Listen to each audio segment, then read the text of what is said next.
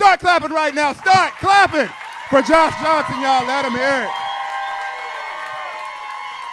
I've been genuinely obsessed since I saw it from the moment that it happened.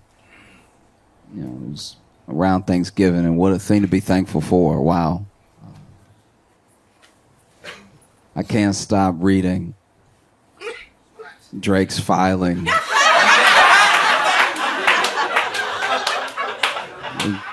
Drake's court filing, suing UMG. I mean, Drake suing UMG, Spotify, I think iHeartRadio, yeah. Like, he's suing everybody but Kendrick. Like,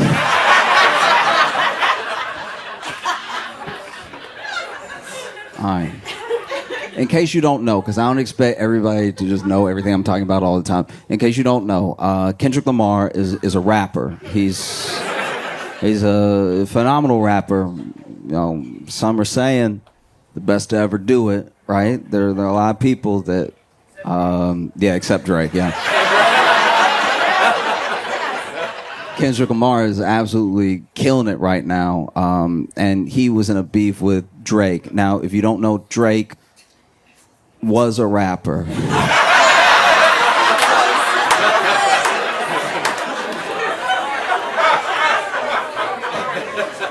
He was a rapper until Kendrick Lamar rapped while he was rapping, and then they did it at each other, and it did not go well for Drake. Now Drake is suing, and it's such a thing to take apart because it's genuinely complicated, right? Like not just the suit, but the reasoning for the suit, and like who would actually be in like a bad position, you know? A lot of this, weirdly enough, if you go all the way back, starts with Kanye, now known as Ye, right?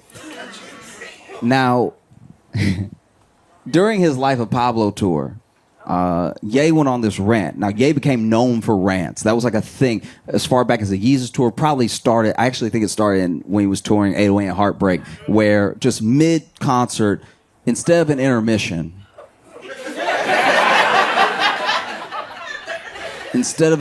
he would go on a wild rant, right? Like, and sometimes the rants would have some genuine little nuggets in them of like, oh, that's an inspiring thing that he said. I'm gonna hold on to that. And then sometimes it would be full of things where you were like,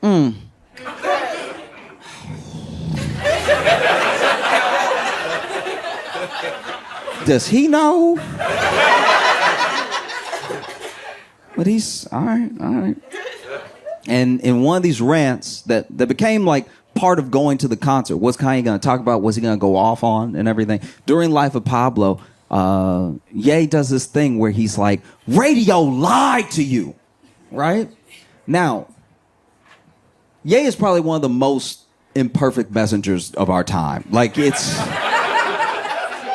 sometimes, hear me out, once in a while, sometimes he has something to say that has genuine value in the industry. There are things that he says that are inspiring to anyone who takes inspiration from it, right? And there are some times where he's like so unclear, but he's like about to get there, right? And this was one of those moments, because what he was basically saying was that Drake and some of these artists, they were being artificially pumped up. They were being force-fed to us. We could not get away from them. And he took issue with it because he was like, look, you're being lied to. Something is being sold to you that is not genuine. Something is being sold to you that is completely artificial. It's a machine built by an industry to take your money. The thing that you're being sold has no soul to it. There's no artistry to it. It's just like a complex compound to take as much money from you as possible, maybe to give you the feeling of something genuine, but it's not there. I promise you. It's all been talked about behind closed doors. They've all come up with a plan to take as much of your money as possible, to take as much of your attention as possible, and to have you feeling like you're connected to some of the most hollow people who have ever lived, right? But instead of saying that, he goes, radio lied to you.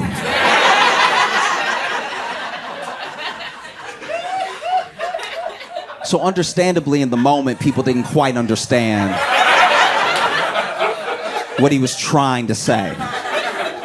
You know? And then there's another interview more recently during the beef when it started where, you know, Ye basically says he was, and it's something that a lot of Drake stans brought up, where he was like, a lot of us involved were just so excited about the destruction of Drake, you know? And they were excited because, depending on who you talk to, Drake been a menace for a minute. Like, Drake has been sleeping with people's very significant others.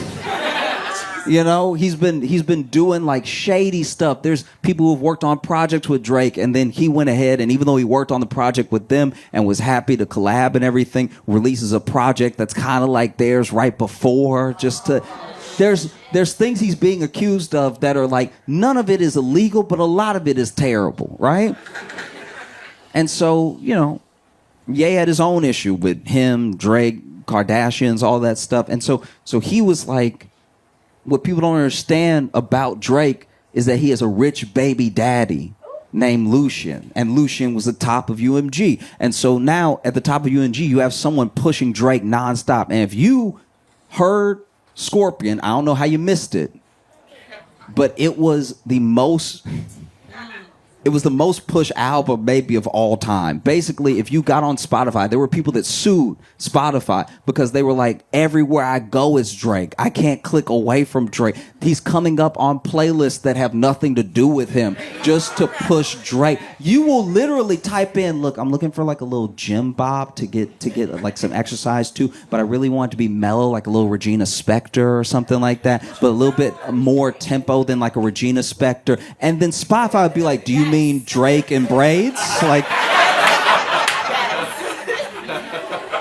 you know, you'd be like, I want some hard rock, like something classic, something that is maybe like hair metal, you know, like some of that glam punk to it and everything. And then Spotify would be like, do you mean Drake making a mean face?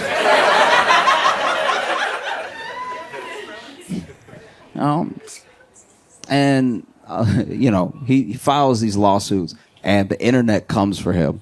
They come for him in a way that I thought the beef was bad, but the way that the internet came for this man when he sued, they were calling him Aubrey Graham Cracker.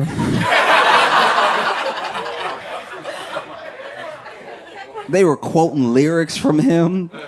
It was I don't know, it was kind of hard to watch. Like I don't even like Drake, and I was like, man, this is a lot. This is, you know, but he sues, and I think a lot of people don't understand what the defamation suit is about. Very quickly, basically, he sues first UMG for what he's saying is botting Kendrick, making it so that Kendrick's song Not Like Us is more successful than it actually should have been, right? Making it more popular through bots and through like manipulation because they made it cheaper for it to get streams, which means more people would play it and stuff like that. They lifted some of the copyright so more people would do reviews of it and stuff. And then he sues for defamation, right? And the defamation is still, once again, this is a petition. This isn't like a full-on lawsuit for damages, but it's basically saying that UMG shouldn't have let Kendrick release Not Like Us because of what it said in there about Drake and them knowing that it was false, right? And this is my thing about that. It's weird that he that he sued for Not Like Us but not Meet the Grams, which was so much worse. If you don't know, there's a song called Meet the Grams where, like, Kendrick talked to his whole family, talked to his son. It was everyone. That's defamation. I felt like he was defamed, as in less famous right then. Like, it's kind of wild, you know? But here's the thing. This is why some people are on Drake's side, and I'm not just talking about Drake's stans, right? What he is alleging is that basically UMG, who he's been in this contract with, he got a $400 million contract from them in the earlier part of the 2020s, right? And he made the money back so fast they start renegotiating again. And if you make $400 million back quickly, they probably gonna need to pay you $600 maybe 800, who knows? And that $400 million contract was the biggest contract in music history, right? And so now he's taking these people to task in a way and at a time that is scary for the music industry. You know, music industry is losing market share day by day.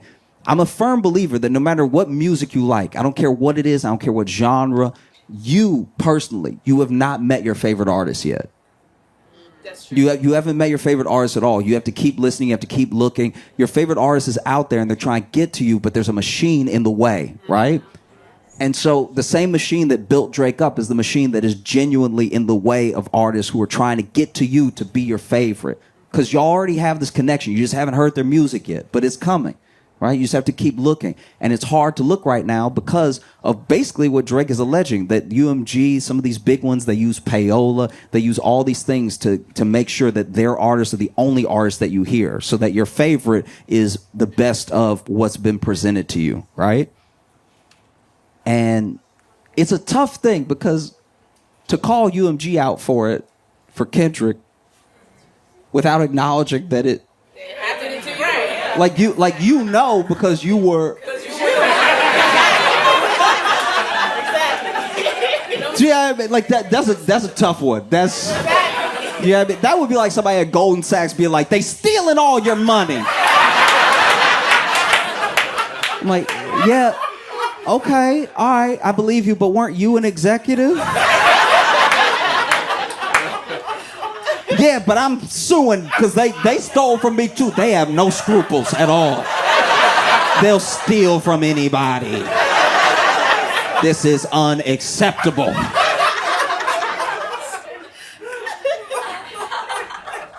You know? And so what Drake is basically alleging is that through the beef they had with Kendrick, UMG actually picked Kendrick and they built him up as much as possible to tear Drake down so that when he came back to the table and he was going to ask for more than his $400 million, they could look him in his eye and say, your stock has gone down. You're not what you used to be. You can't sell the same tickets. You don't get the same streams. How about we give you $350? And it's a lot. It's not the same. It's not the same at all. But it's something similar. I see a lot of what is happening with Drake right now, at least in regards with UMG.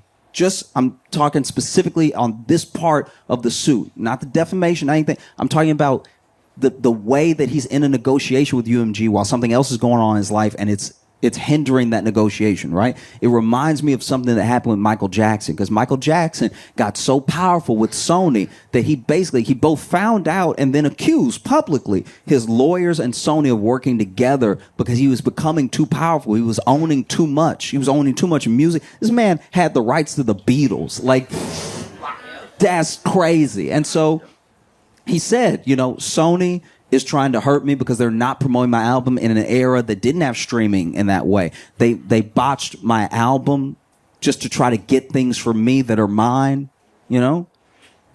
And it's similar to Drake in a way because both of them were the biggest artists at the time.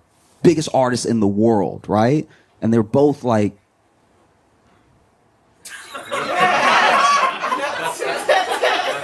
Just hear me out. They were both...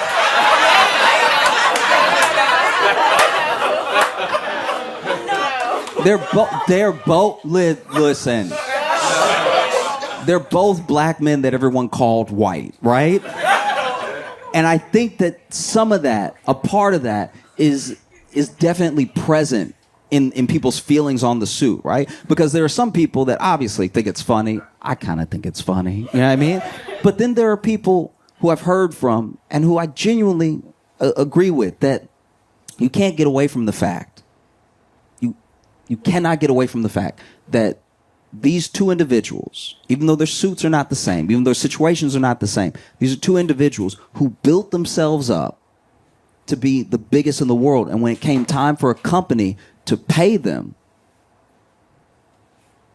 maybe they did whatever they had to do to not have to do that. Now, I don't believe, personally, the botting thing, because people genuinely were dancing to Not Like Us. People were genuinely losing their minds to Not Like Us. Like, I guess I believe the bot angle that Drake has if he thinks all black people were bots. Like, that's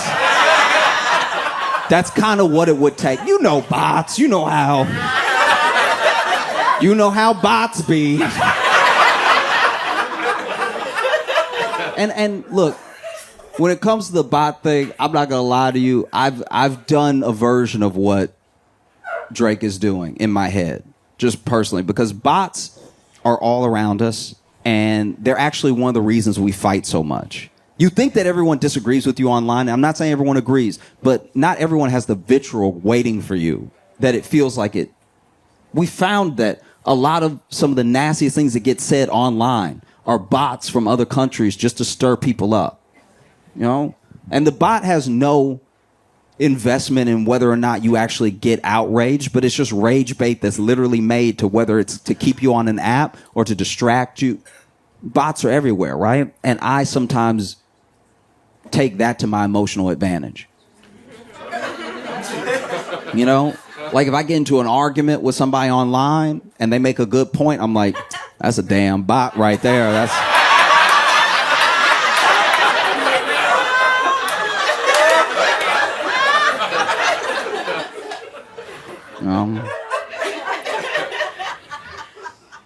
like I used to be on the apps back in the day, and you know I would sometimes meet somebody, chat with them a while, then go on a date and everything. Maybe the date wouldn't work out, but I didn't get their number, and so I messaged them again on the app, and they don't respond. Like they ghost me, and I'm like, that damn bot's something else.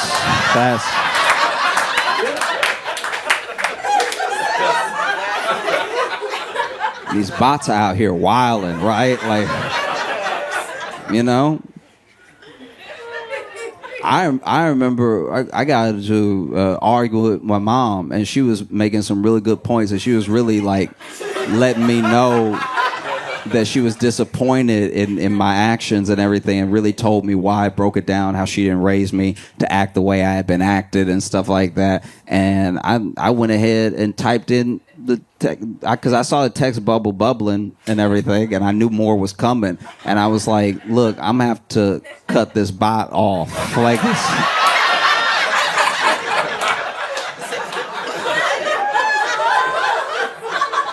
Don't have time for bots. There's a good tactic to take. Anything in your life not going the way you want, call it a bot.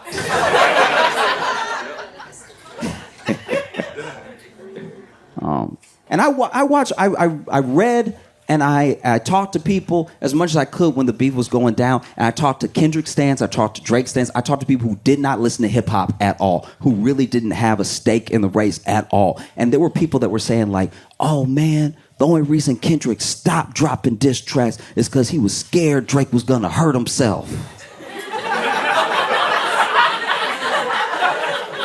Then I talked to people that were like, no, Drake dropped last, so the ball is in Kendrick's court, right? I heard delusional takes, I heard erratic takes, I heard takes that were just sort of blah, whatever. It's two grown men rhyming at each other, I don't care. Like, I heard it all. What I did not hear from Drake stans or hip-hop fans at all, the entire beef was, he should sue.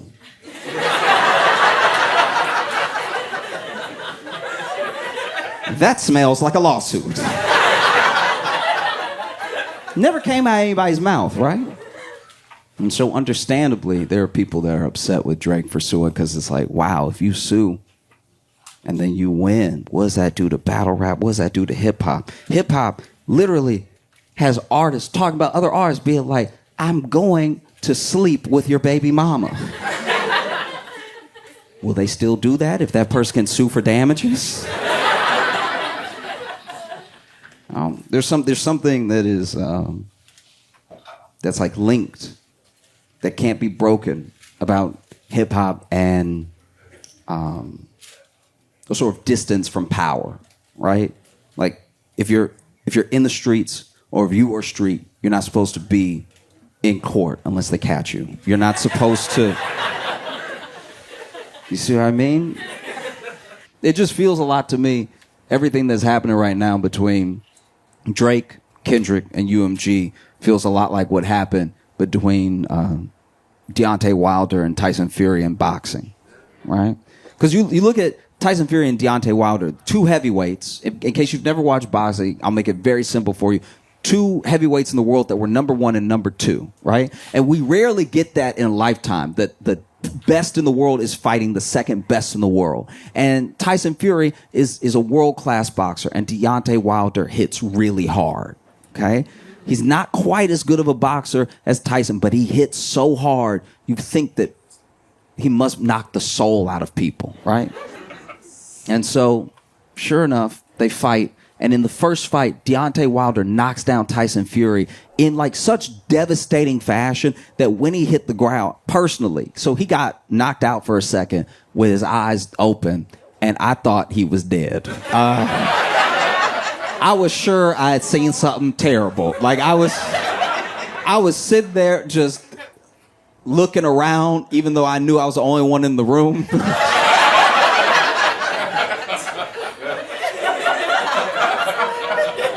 And Tyson Fury had been through a lot. He had battled his way back from addiction, from some serious mental health issues. He talked about wanting to take his life and everything. And this man gets knocked down by Deontay Wilder in one of the later rounds. Even though he had been putting in good work the entire fight, this punch came out of nowhere and it knocks him down. And then out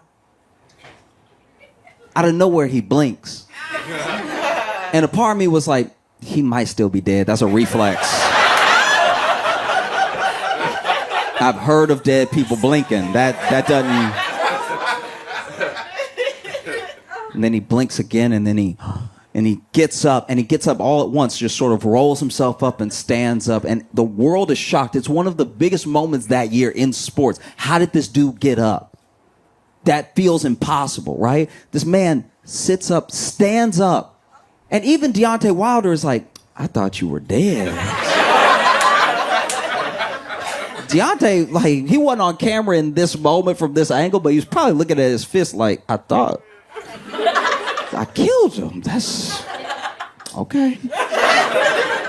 And they finished the fight, and the fight is a draw, and a lot of people thought that Tyson won the fight. And a lot of people said that it was a draw because boxing is rigged and it's corrupt and everything like that. I'm willing to believe both those things, but basically they did have to fight again because it was a draw. So neither one of them had lost their O yet, right? Second fight, Deontay Wilder shows up ready. And in his mind, he's like, I almost killed this dude the first time.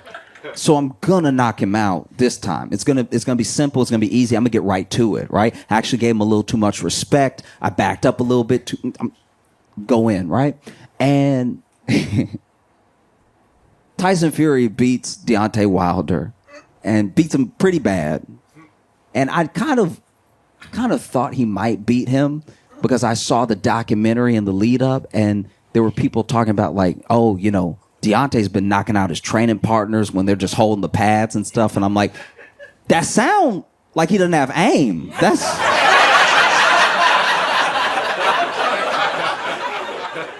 You know what I mean? Like, I'm not a boxer, but if somebody holding the pad here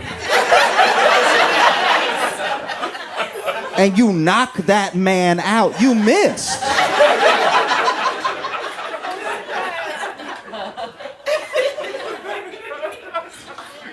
So, you know, Deontay Wilder gets beat in that second fight. They throw in the towel and everything. And Deontay cannot accept that he lost the fight. He actually cannot accept it. He literally says, like, no, he must have cheated then. Because I almost killed this dude. This dude must have cheated. And he takes him on this long campaign. They try to investigate him, everything. They even pull out a clause where they have to do a third fight, even though Tyson wants to go and fight someone else now, and he goes on a whole campaign where he's like, no, this guy cheated. He must have cheated if he beat me because I had him. This dude, we thought he was dead. I had this dude, and then he just beats me like that. There had to have been something. Maybe he had brass knuckles in his glove. There were all of these theories going around, even in the boxing world and stuff. And that's what happened to Drake. Drake didn't believe Kendrick could beat him. He was like, no, too many people on my side. I'm too popular. I'm too big. I'm genuinely too big to fail. He thought, even though he was going into contract renegotiations with UMG, let me go ahead and have the sparring session with Kendrick. Number one, number two, going at it. It's going to get a ton of buzz. And then after I beat this dude, I'll be able to come to the table and be like, pay me my $800 million. Because I just took out supposedly the best rapper, right? And then it didn't happen that way. And so now he's saying you must have cheated. There's no way, you know? And this is a genuine mistake. Because now, if this actually follows all the way through and goes from a petition into a lawsuit, Not Like Us is going to go into public court records. A stenographer is going to have to type out the lyrics to Not Like Us. I don't think he thought it through. Do you know what I mean? Because, and this, look, maybe this is me being a hater. This is me making some assumptions. I'm just throwing it out there. This is what I think. I think genuinely that Drake's lawyer is definitely white.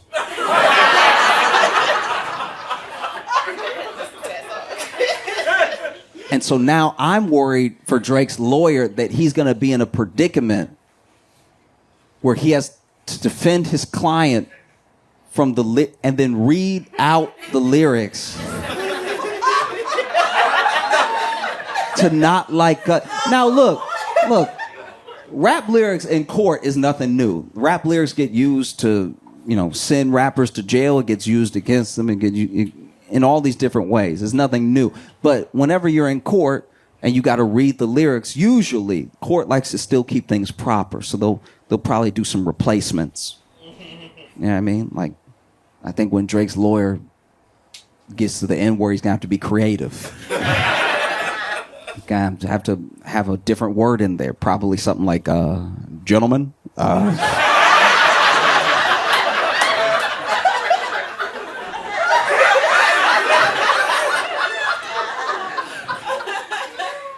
He's going to be standing there having to read the lyrics to make his point. He's going to be standing in front of maybe a jury. Who knows, right? He's standing there.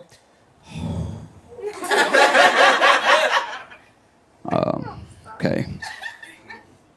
They tell me Chubb's the only one that get your hand-me-downs. Party at the party playing with his nose now. And Baca got a weird case. Why is he around? Certified lover boy. Certified.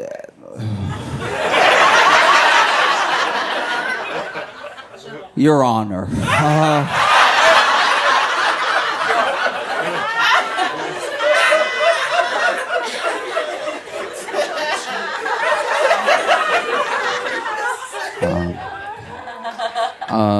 Wop, wop, wop, wop, wop.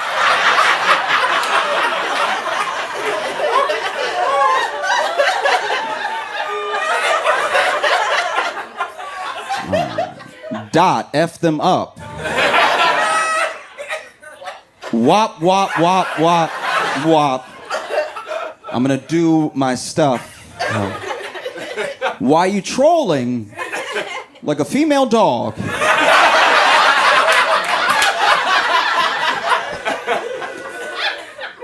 Ain't you tired? Trying to strike a chord. And that's a lot of O's. And it's probably I'll try. A.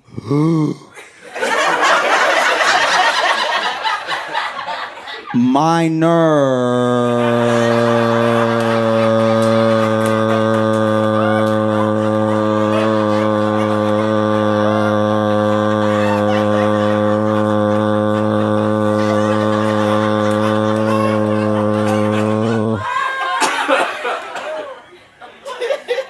I'm sorry, I'll do one quick correction here. They're missing apostrophe R-E here. They're not like us. They're not like us.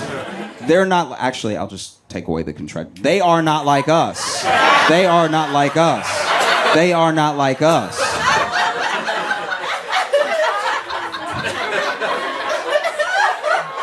No. It's brutal. It's absolutely brutal, And I'm torn because there's things in this suit that if it goes through, if they can prove that UMG and even some of the other big labels are still using payola, maybe they have to do such a big payout that they make it not worth it to do it again. That's a genuine hope that I have. Or maybe the government can look at these labels, look how much power they have, and It's unlikely, but break them up a bit, right? They're already losing market share with us, the people. They already don't have the power that they used to have, right? No matter how much they push, no matter how much they repeat, sometimes it just doesn't work. Because we know they're doing it, by the way. We already know they're doing it because we know when we look at charts and they're like, this is the top artist. And we're like, who?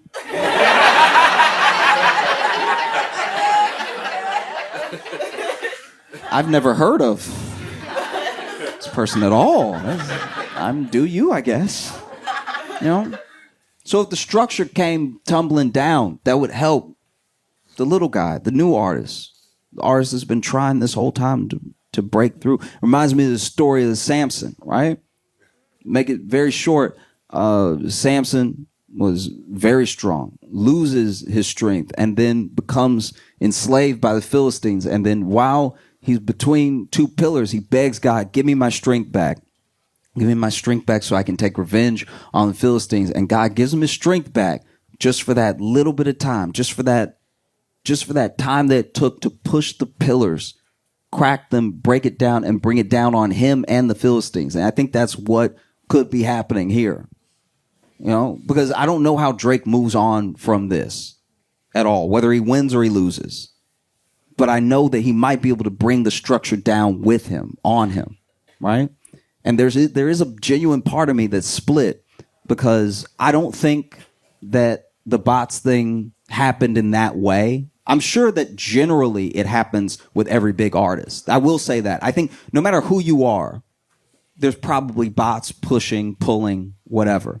I don't think it's enough to make someone number one, but I do think that it must just happen, right?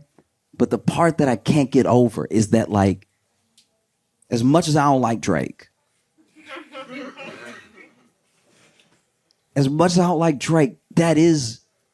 that's a black man trying to get paid what he's worth. You know, he made that money back for them. They should pay him. They do owe him. And I don't think they used Kendrick. I think Kendrick is not only an incredible artist, but he was at the right place at the right time. I think if this beef had happened in any other time, maybe it wouldn't have gone the way that it went. I think Kendrick is smart with his timing. He's obviously brilliant with his music. And I think that he knew this is it, right?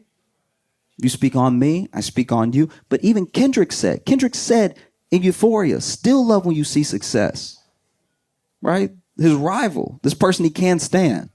So even Kendrick, to some degree, probably thinks, I hate you. Don't get me wrong. If you fail right now, that'd be hilarious. Like, I hate you. But also, you made them that money. You know? Because there's no real proof, which I think actually hurts Drake's case. There's no real proof that he is not going to make a comeback because he's still one of the number one trending artists without releasing an album this year, even as he lost all that stock. And the stock he can get back quickly.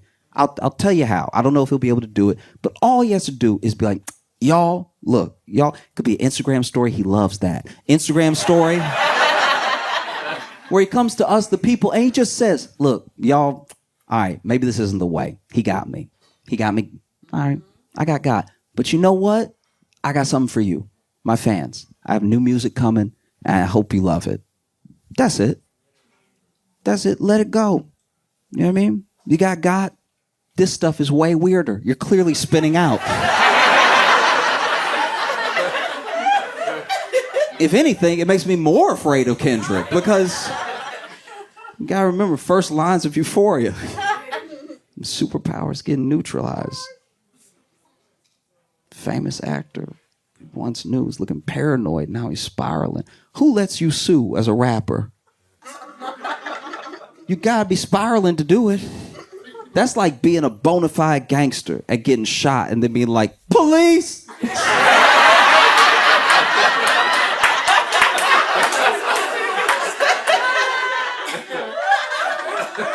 You know? I don't know. I think that, you know, Kendrick caused a full release of the culture. of the movement. People are excited, revitalizing hip hop. There's a chance that with this suit, if he wins, if he follows it all the way through and he wins, that Drake could loose the people from the industry in a small way. And there's a chance that you could get to meet your favorite artist. You know? I guess I'll just end it most appropriately with a line from J. Cole.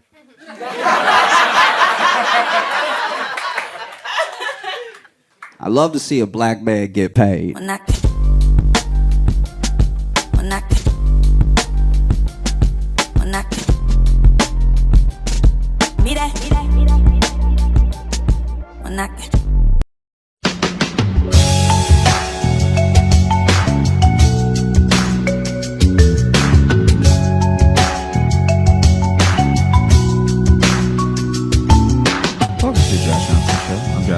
Joined by my co-host, fellow stand comedian Logan Nielsen. Logan, how you doing, buddy? I'm doing well, man. How are you? I'm doing all right. It does seem like we are held captive right now in someone's grandma's house. Yeah, if you see the video, yeah, it does. Yeah, specifically a grandma hostage taker is what we have.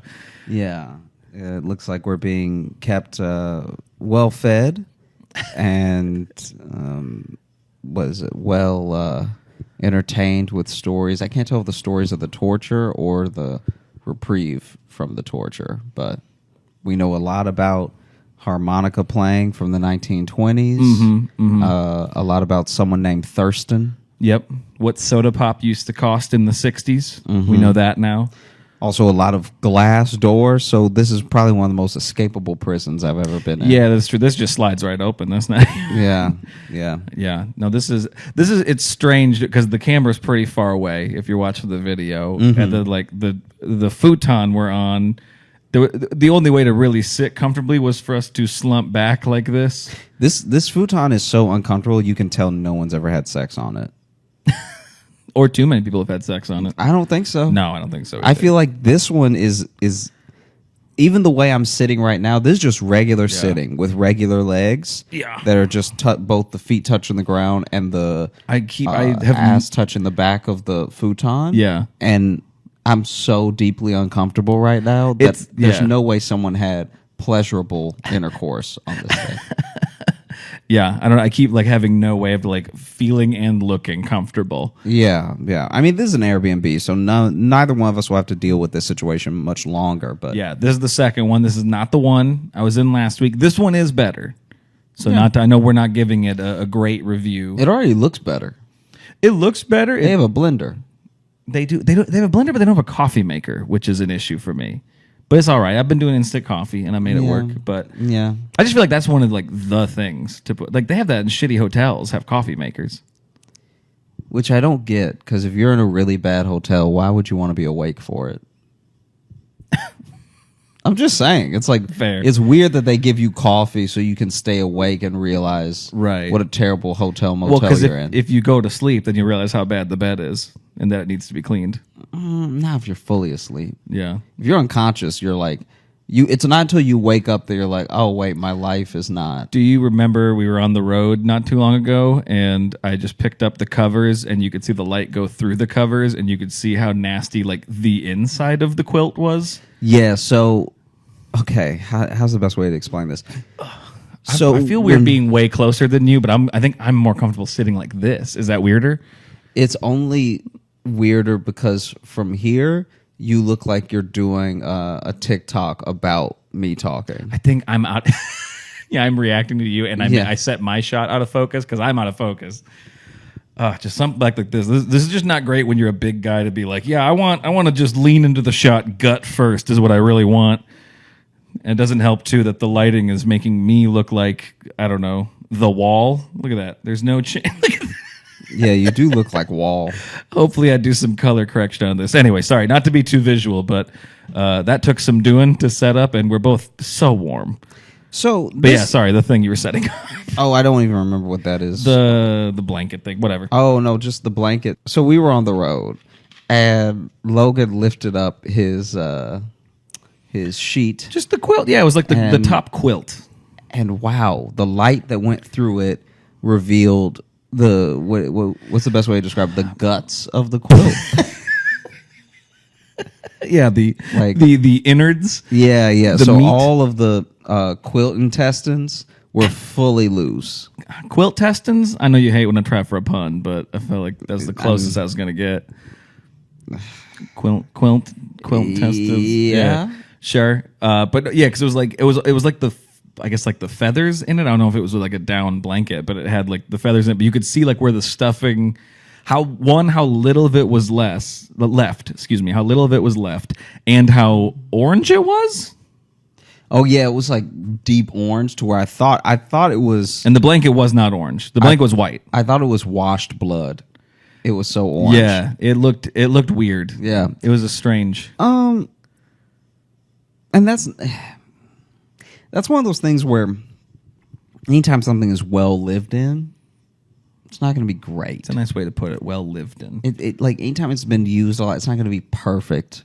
It's not going to be. I'm sure it used to be so thick you couldn't see through it with fluffy amounts of feather that felt like a cloud laying on your chest. And by the time we stayed there, years after this hotel had been opened, Right. it felt like instead of sleeping on a cloud, it felt like an angel fell out of heaven, but the actual impact of them hitting pavement is what the quilt felt like. It just felt like Right. you know. Lucifer's blanket. I mean, it wasn't hot. It was just Well, but I mean, when he deeply first uncomfortable.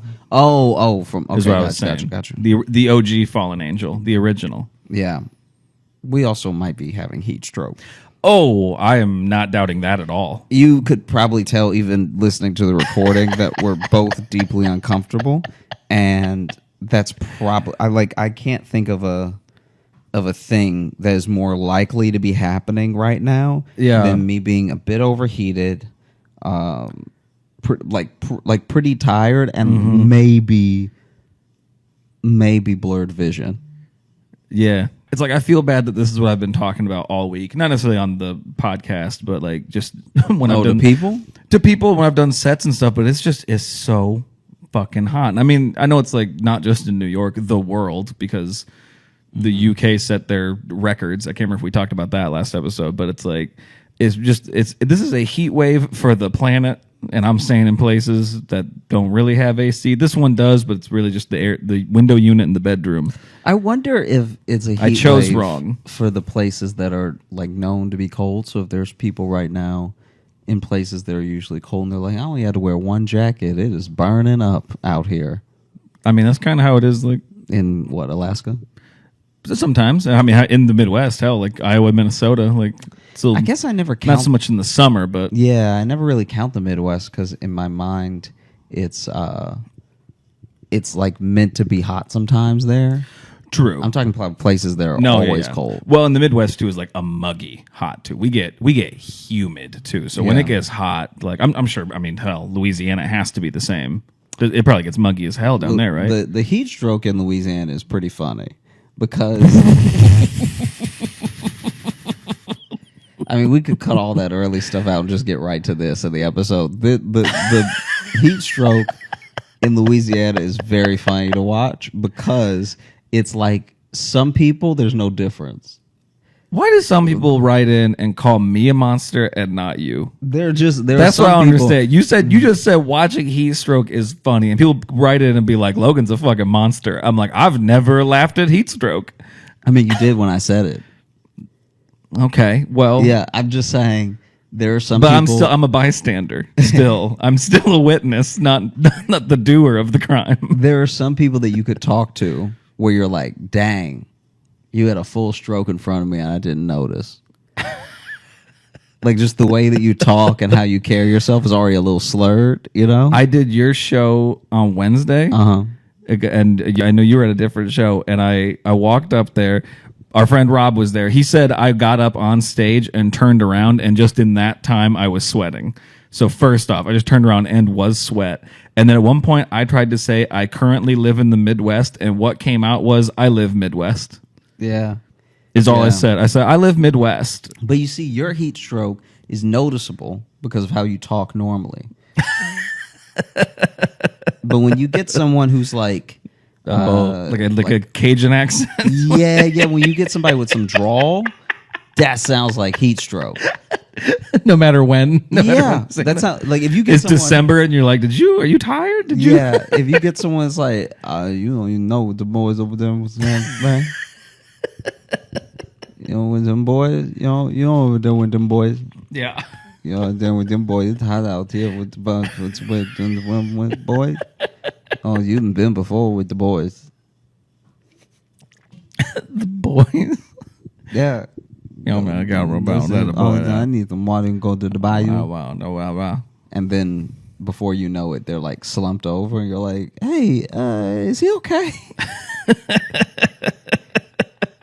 Like I've watched heat stroke happen in front of me to other people, and not known the signs right away. Like I had to learn them when I was pretty young, and then are you having heat stroke or are you just Southern? Yeah.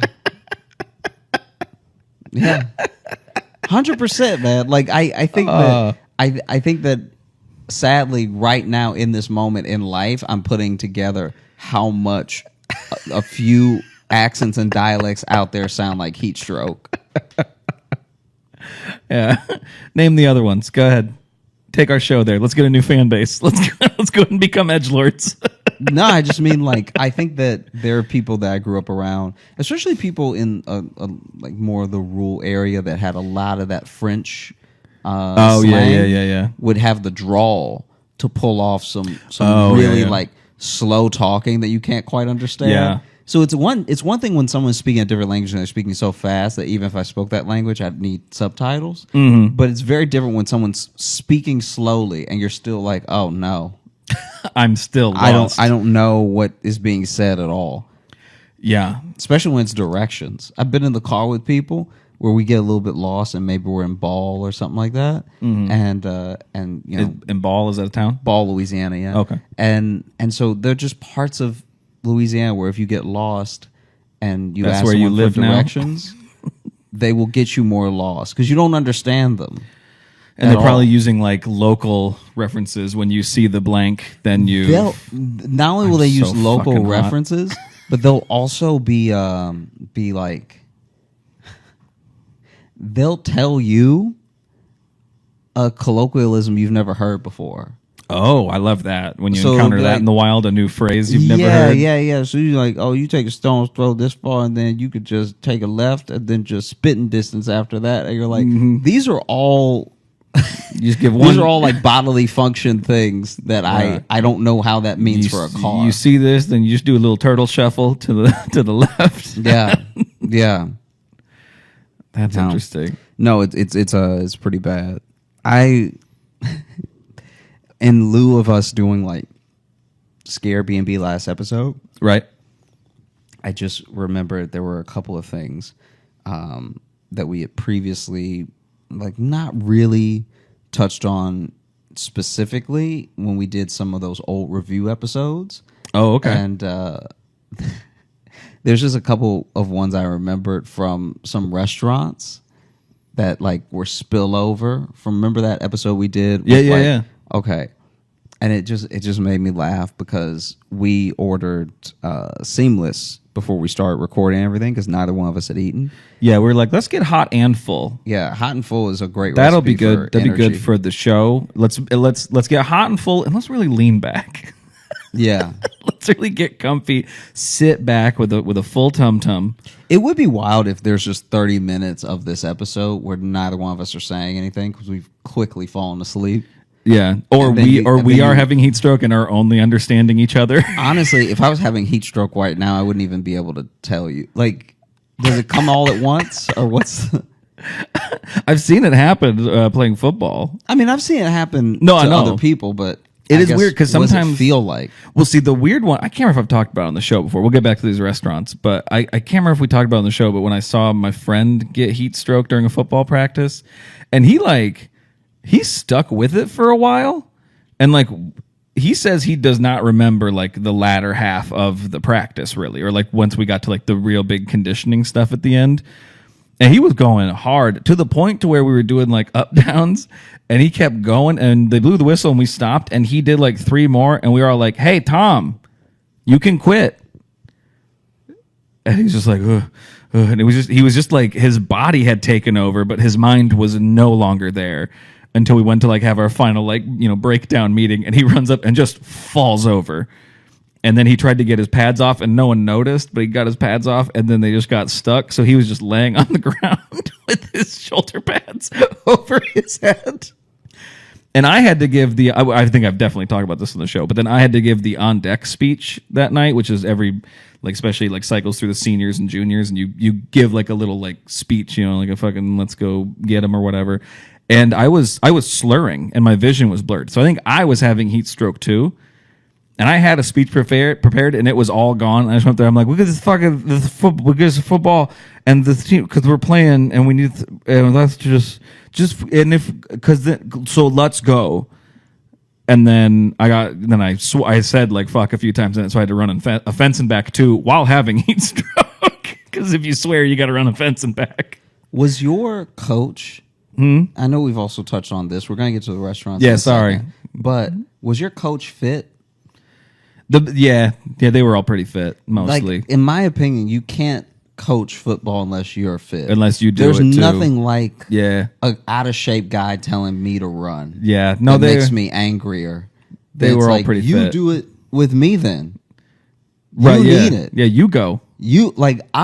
I'm out of shape from just being young and not knowing how to be in shape. Right. You actually are teetering into some health problems. They were all in pretty good shape. And that was my biggest thing too, is it wasn't until years later, actually until I started, because I teach with a lot of them now. Mm-hmm. When I sub at that school. So like most of my coaches are all still there. Mm-hmm. And I teach with them, and I kind of realize how not old they are.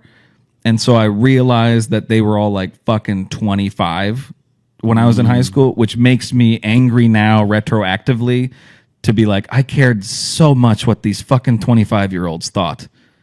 And now there's no person's opinion I value less than a 25-year-old. Yeah. What is it like now that because the thing with decades is that teens to 20s feels like a huge gap. Yes. And 20s to 30s also feels like a big gap. Absolutely. But 30s to 40s and 40s to 50s feels like you're all just adults now. Yeah. So now that you're teaching with them, how do you perceive that relationship of like, does it feel like time has shrunk between the two of you? Like, what do you mean time has shrunk between us? So if someone's 15 and then someone's 25, I can see a 15-year-old very much trying to impress a 25-year-old. They look way older than you and feel just way more worldly than you. That's what I'm saying. But now, if you're 35 and they're 45, does it feel like there's almost no time between the two of you now? Kind of, yeah. We all feel... I think it's also, too, because they all, at least, if they haven't seen me do stand-up, and some of them have, but a lot of them know of my career and, living in Chicago and stuff. So I think they also... Not that it's like necessarily a respect thing, but they are aware that like I'm doing shit they've never done. You know what I mean? So I think there's a little more of like they're actually interested in my life, and because when you're in high school and you are in a small town in Iowa, you're not that interesting to talk to. You haven't done anything, Gotcha. You're a kid in a small town in the middle of nowhere. So I mean, yeah, I feel much more. I think it's also too, not that I don't care what they think. I respect all of them, and I still think they're all good guys. I just have a way different relationship with them now, where it's like now I'm like, oh, I'm a guy they want to talk to now. It's not just me trying to impress them. I'm also like, oh, a guy they like knowing. Most of them. Mm-hmm. So no, that makes sense. Because I'm just thinking about that. How if you knew someone when you were 18 and they were 28, that feels like worlds apart. But then, if you're 48 and they're 58, it's like, all right, one of y'all get better prices at movie theaters. That's about it. Right, yeah. As far as, like, life differences. No, for sure. For sure. And I guess it's more, too. It's not even so much that, like, when I think back, I'm like, oh, why did I care what they thought? It's like, well, they were my coaches and my teachers. You want them to like you. But it's more, I'm like, oh, I wish I had my view of them that I have now, which I'm like, oh, they're just a guy. Like, yeah, I had to impress him and do stuff for him, but it's also like... Yeah, I go back and forth on that, because here's the thing. When you look at an accomplished person or a person in a position of authority or any of that stuff, when you look at all of them as just a dude, right? Right. That's more realistic and it's helpful for perspective, but what it robs you of a little bit is like... if something is special to you and you want that thing and then you want to do it better than the person that you look up to, they can't just be another guy, if that makes sense. They kind of have to have this little like air around them. Well, and I have that. There were teachers who were older than them. Those were like the teachers who were like whoa, those guys are so fucking smart. And like those are the ones I still look at as like the geniuses I knew. And these guys are all smart. It sounds like I'm really bashing the people who are my coaches, and I'm not. I respect all of them and I like them all a lot. But I think I was trying so hard to be like a kid they liked, especially because too, like my older brother was like, they fucking loved him. He was such an amazing student and a really great athlete and stuff too. And I was fine in both categories, So it's like, I'm like, I just want to be liked. And I was more doing that rather than like pursuing stuff because I wanted to be good at it, or, you know what I mean? That's what I mean by it.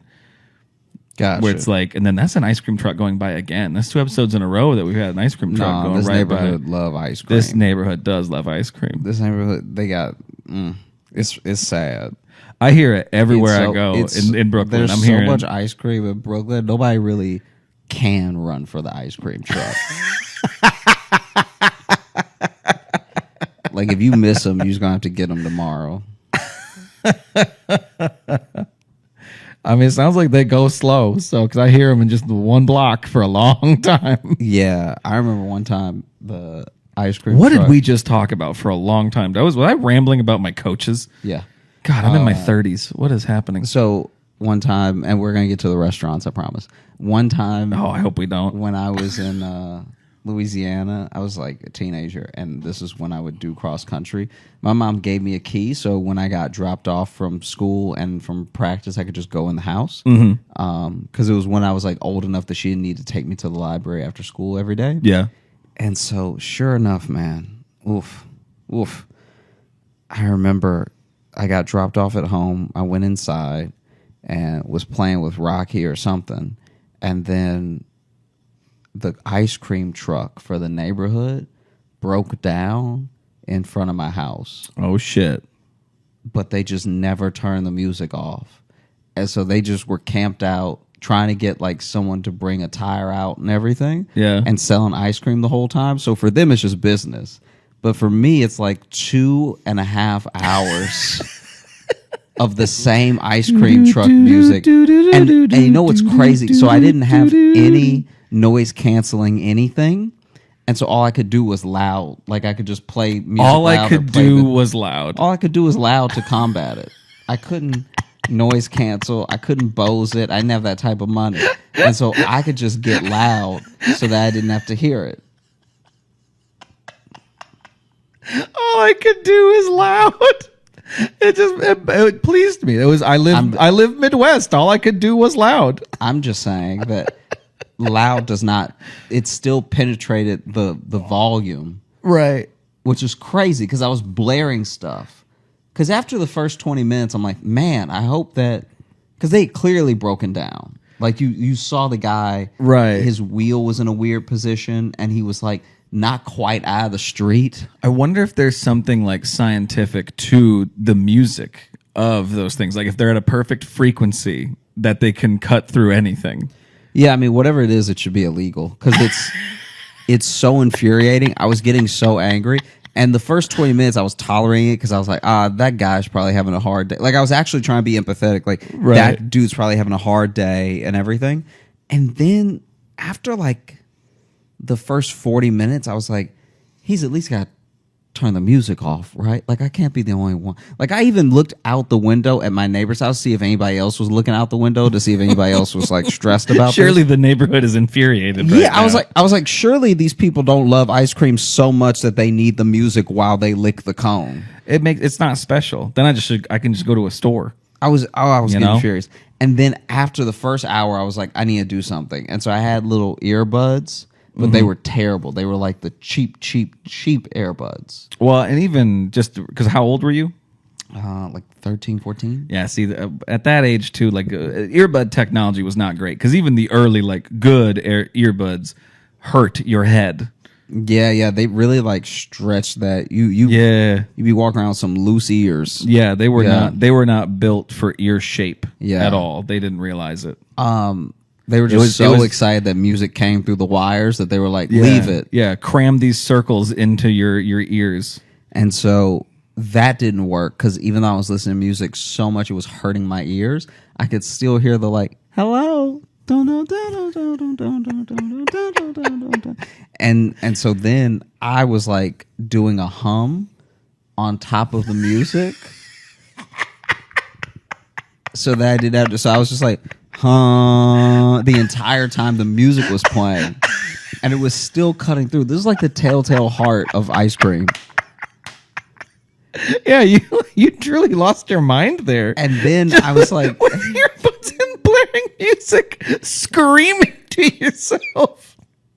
Dude, it was like an hour though. I know. The best would be then if the music stopped and then everyone outside is just hearing, "Ah!" And they're like, oh shit, turn it back on. Nah. At an hour and a half, I take out the earbud because now my head just hurts. I have like a headache from how loud the music was. Well, just humming and then too. It's gonna hurt. I turn the TV on. I turn it on full volume. So like, you know those levels that's ridiculous to let a TV go to, like that, like those volumes that go to 80. Yeah, I'm at like 77, and I'm just blaring the, Tobey Maguire Spider-Man. That Spider-Man just going. But then that's not even enough consistent audio to be cutting out. They say that a hero can save. We're not even there yet. We're not even to like the credits. Oh, is that just the soundtrack? It's the movie, yeah. This is the movie, and so even the slow parts. Yeah, careful that you don't unplug that, please. Oh yeah. No, it's just even the slow parts are just straight up blaring. Now the ice cream music seems louder because the movie is so loud. So I'm like, anytime I can hear it I'm like, did he turn up the volume as well? I just love too the ice cream music in the background and then Green Goblin laughing over it. Like, there fucking is again. There's the y'all talking shit. But look, wait. This thing. So you see how it started again? It dips. Yeah, if you can't hear it, sorry, the music stopped for a second because we're hearing the truck go back again. Yeah. Now, what they did in Louisiana in my neighborhood was they were like, and they do it again and again and again, and then it stopped, and then you would hear, hello. That's what I was wondering, because you said that, and I understood that you meant like that's how it played in your thing, but that sounds genuinely alarming. No, it's horrible. It's so bad, and so that's also happening. That sounds like Pennywise for 2.5 hours. Hello, do. I've never in my life wanted to brandish a gun. Wow, more than when I hit the 2-hour mark. Of that ice cream music, because I was just like, guys, this is now everyone in the neighborhood that's gonna buy ice cream has bought ice cream. You're not weighing anybody else down, right? Like you're not leaning on them hard enough for them to come out of their house and be like anything to make the music stop. Everybody that's bought ice cream is gonna buy ice cream. Anything to make the music stop. Just turn it off. Wow. Yeah. How'd their business do though? Did a lot of people swarm the truck? They got swarmed at first, but then this is my problem. Everyone that swarms you lives here. You were already driving around the neighborhood. You were going to get them anyway. Oh, that meant there was some kids a few blocks away who were really excited for 2 hours for the truck to get to their house. Yeah, I guess so. They just stood there waiting. I guess they just sat there like, just outside. Any minute now. It's got to be coming. Yeah, my mom doesn't like me walking to the edge of the street, so I got to stay here and wait. It's so hot out here. Yeah. I got the money crumpled up in my hand, and I just want them to. Why won't it come? Have you ever seen the fire hydrant get open? Like, not get opened. I've seen it open, but yeah. Oh no! I've watched it this year especially. They're popping hydrants hard. Oh, I've been seeing a lot of them already going, but I haven't seen like the process. Yeah. Oof. There was one guy who popped it open. I was about to close it, and a guy ran up and he was like, "Hey, just give me a minute." Go ahead. and then took like a full shower Just with let the me- hydrant. Like people had stopped playing in it, so the guy was about to close it, and he was like, "Hey, let me do my thing." And just let me cool off a bit. There we go. man, that Yeah. sucks. Yeah, it has been a hot couple weeks out here. I'm sure it is just everywhere, but you get that, I don't know, that New York sweat's a different sweat. I will say that. I don't know what it is. Yeah. No, I spent this whole time thinking I left Louisiana. Yeah. That's the thing. It's like almost as bad. Like I've been in like LA when it's hot, but it's that, I think it's just that desert hot. It's a little more dry. There's an ocean nearby. I mean, I guess there's an ocean nearby here too, but it hates us. I don't know. It must just be the tall ass buildings and all the concrete. It must just be that. It just it turns into one big hot rock. Yeah. Yeah, I can't even imagine what I'll do if this continues. I have like every time I get back from doing something, I get home and I have to peel off a wet shirt and then just, I don't know, just try anything. It's like because you can't move. You can't move from Earth, so You can't move from Earth. we're just here. Yeah, I thought we had more time before the end was coming, but boy, she's barreling forward at us. Oh my god! It's like This can't be a good podcast to listen to, can it? I mean, we've got out of the 30 minutes we've been recording, we have 20 minutes that are very entertaining. Okay, good. Yeah, Just checking. yeah. It won't be until you listen back that you know for sure, but the parts that you've laughed have been funny. I know. I was just joking because it's just us constantly being like, "Oh, it's so hot." Yeah, but it's also hot God. for them listening. That's true. That's if, true. if they listen to this in the winter of 2023, it's gonna look like a misstep. It's gonna look like, wow, they really cared about what was going on in their life at that moment. Yeah. That, Always check the date of the podcast episode you're listening to just for some general context. You know what I mean? Mm-hmm. It's like when I was like finding new podcasts to listen to and then you that started a few years back and then you catch up to like 2020 and it's always like the show changes completely and everyone sounds a little more confused and sad. And I'm like, oh yeah, that's how we were all thinking then. Yeah. It's so hot in here. I'm almost positive every one of these plants is fake. That's a good point. There's no way they're alive. No, that one's definitely fake. Probably those ones too. That one, I mean, yeah, that one looks plastic. Yeah, for those of y'all who can't see, which is everyone watching. Because even if you're watching, they're off camera. There are 5 plants in here, and I'm almost positive that 4 of them are fake. And the only reason that bothers me is that... Well, also, I'm not watering them, so I hope they're fake. No one's sneaking in here to give them water. I don't like the stolen valor of fake plants.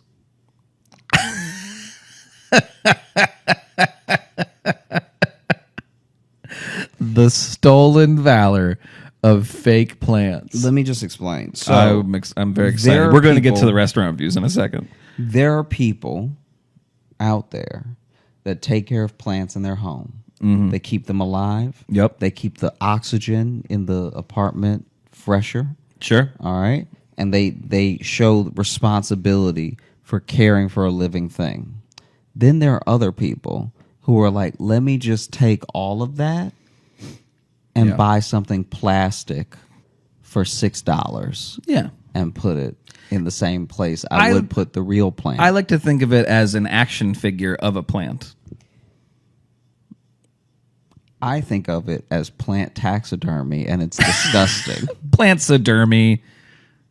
Come on, that one was right there. I knew you were going to hate that one too. Honestly, if the seat on this futon wasn't backwards and I wasn't sunk in it, I would get up right now. Say if I had any strength at all, I'd storm away. Yeah. Yeah, Jess has been. I can't remember if we've talked about this, but Jess has been a little plant crazy these days. Really? We got a lot of plants in the fucking house now, and it's like it's okay. I'm fine with it, but it's like it seems like anytime we go anywhere, we were here in New York when she was here with me, and we walked by somewhere, and she was like, "Ooh, I could get this." I'm like, "No, you can't. That's not going to fit in your carry-on. What are you doing? You're not going to buy plants here." She's like, "Well, they might ship it." I'm like, "Or we'll just find it where we live. Like, don't do that." Yeah, New York doesn't have any special plants. And exactly. And the time we've shipped plants, they get all fucked up. So she's done it before. They show up not happy because it turns out plants don't love living in a box for a couple days. So when I was taking the bus, Yeah. this is like maybe 2 years ago because this was so close. I was taking the bus to do a show 3 years ago, I guess, because it would have been 2019. Yeah. Taking the bus to do a quick spot in Connecticut, Okay. and I was like, I was on the bus, and the whole time I was on the bus, I was like, I should have just taken the train. I feel that way every time I take a bus. I'm like, the train. Sometimes the train is not quicker. A lot of people think that the train's going to be quicker because it's like a straight shot and there shouldn't be any traffic or anything. Mm-hmm. But sometimes there is. Sometimes something happens with a train that's an hour ahead of you. And it's the only one path it can really take. It's the one path you can take, so then it does delay you by 30 minutes or 45 minutes. Like, it's a misconception that the train is just always on time. They love to be on time, but they're not always. Right. Anyway, I'm on this bus, and there's this grown man handling a bag with a bag in it of fish, right? Of like live fish. So he's like clearly gone to a pet store and bought some fish. Right. And I don't know where exactly he's going, but he's in New York getting on the Connecticut directed bus. So he's at least going to be riding for a while. God, I hope this doesn't have the same ending as the bag of soda, man. No. That'd be a bummer. No. But then the guy with an umbrella gets on the bus. No, but it's just funny to me because he had all these fish, different fish, by the way, that were going to be, I was assuming, in the same aquarium.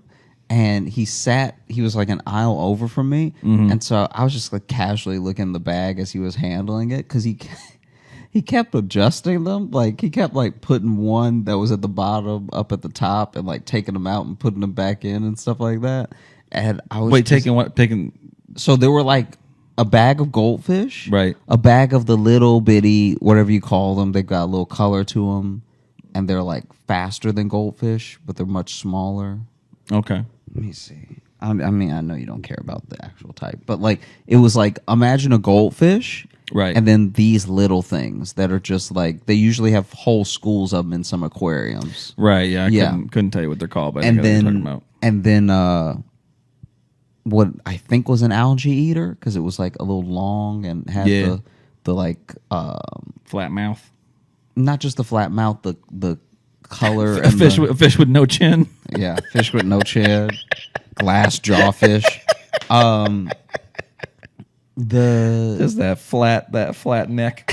The pattern on it was like an algae eater, and so he kept just taking the bags out and putting them on top of each other. And I was like, like that was going to do anything. I don't know if he was trying to keep them warm or cold. Like it was just him moving them around a lot. I don't want any of them to feel superior to the others. Yeah, I want them all to know that at any point in their life, I could change how they live. You ever buy fish just to play God? I have a feeling that's why some people do, actually. Yeah. Same with plants.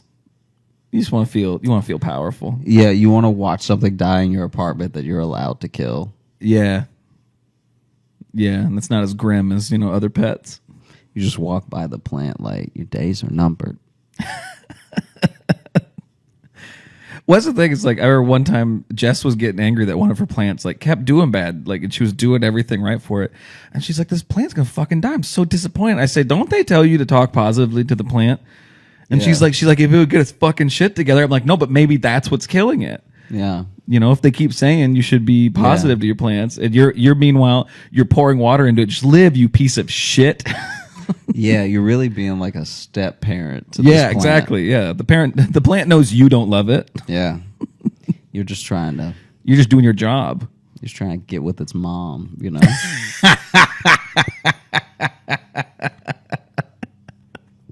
Yeah, I sat down with our cactus and I said, "You can call me Dad." Yeah. I'm not trying to replace your dad. Your dad cactus. Your dad tuss. Yeah, that's one of my favorites. Now that I'm like getting a bit older, I have friends who are dating people with kids for the first time. Oh yeah. And one of my favorites is, you ever dated anybody that had a kid? nah, Okay, me neither. nah. But I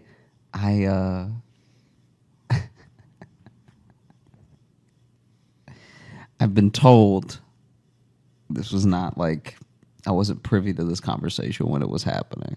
But I've been told one of our friends, not you and I say me and the person that told me the story, tried to bribe the kid and just tell him to tell his mom that they went to Disney World and had a great time and gave him $150. Wow. But in my head, I was like, you almost at Disney money. Yeah. That means you really just don't want to spend the time with them because you almost had enough money for both of y'all to go. You didn't want to get to know the kid. Yeah. It's like, listen, you can go over the story with me and everything. I got 150 for you. Yeah. Just, tell her we had a great time. Tell her we hung out, whatever. What happened? Did the kid keep up his end of the deal, or? It seems like it. Because if not, it'd be great too if the kid just took the money and then was like, "Guess what? He just fucking did. Wants me to lie about going to Disneyland." Yeah, it would be funnier if he took the money and was like, "He hit me. He struck me." Well, then she's like, "Well, so where's the money he gave you?" He's like, "Oh shoot, I must have lost it. He must have hit me so hard that it flew out of my pockets." Anyway, don't worry about all these Hot Wheels. Yeah. Because it's also very hard to spend money as a little kid. Especially that amount of money. You have nothing really.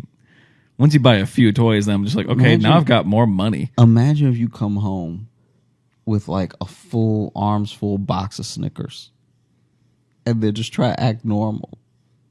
I found it. Yeah, I found this box. Fell off a truck, Mom. Can we keep it? Yeah, it fell off a truck. Fell off a Snickers truck, and they wouldn't want them all road rashed and everything.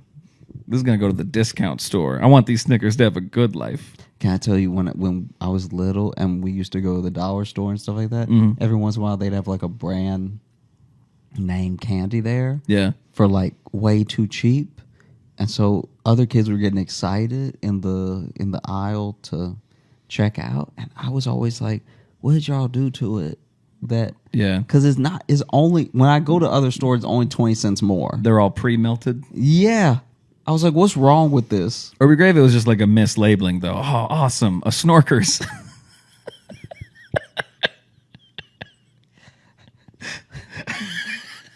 It's like, oh man, Mom, can you give me that Twiddlers? I can't wait to eat this Malky Walks. Yeah, wow, this chocolate is so spicy. This Herschel's bar does not taste good. Give me a handful of Scuttles. Yeah. Scuttles would probably be fire, though. Scuttles, I bet, yeah. Yeah, Scuttles sounds like the people who lost the lawsuit to Skittles that actually came up with Skittles. Yeah. Like someone tried a Scuttle and they were like, I'll just take this home in my mouth without chewing. And then they just spit it out at home and try to figure out the recipe from there. Right, yeah. A Scuttle is made with real fruit. Yeah. It's actual fruit flavor. Yeah, but that's too expensive. So they went with what?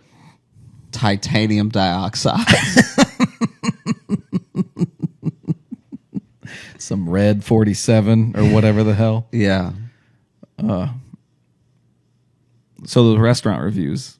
Oh, okay. So it was just this restaurant review that made me laugh because it was to like southern seafood place, and they were complaining about the wait, which is a valid complaint. Like they were like, wait time was extra long. God damn, and this everything. is how fucking hot and melty my brain is right now. I'm like, what? Like the fish was too light? I literally was like, they were complaining about the weight. Like catfish supposed to be heavier or something. That's how fucking. Maybe you do have heat stroke. I think so. Maybe that should be the title of this episode. I think the name of this episode, I already thought. The name of this episode probably should be Josh and Logan Get Heat Stroke. I'm fine. Yeah, I'm good. You're the one that's all. Nah, you said some shit earlier. What did I say earlier? I don't know. What did I say earlier that I didn't mean? So- I stand by everything that I've said. I've meant everything I've said, but you've also left out some words. I don't know if I believe you. All I could do was loud. Yeah, but I would say that even if it was freezing cold in here. All I could do was loud. Okay. Yeah. You acted like you've never made fun of how I've said things before, and I'm only talking like this now. I don't know. If I didn't have my history, then yes, I'd be like, you should call an ambulance.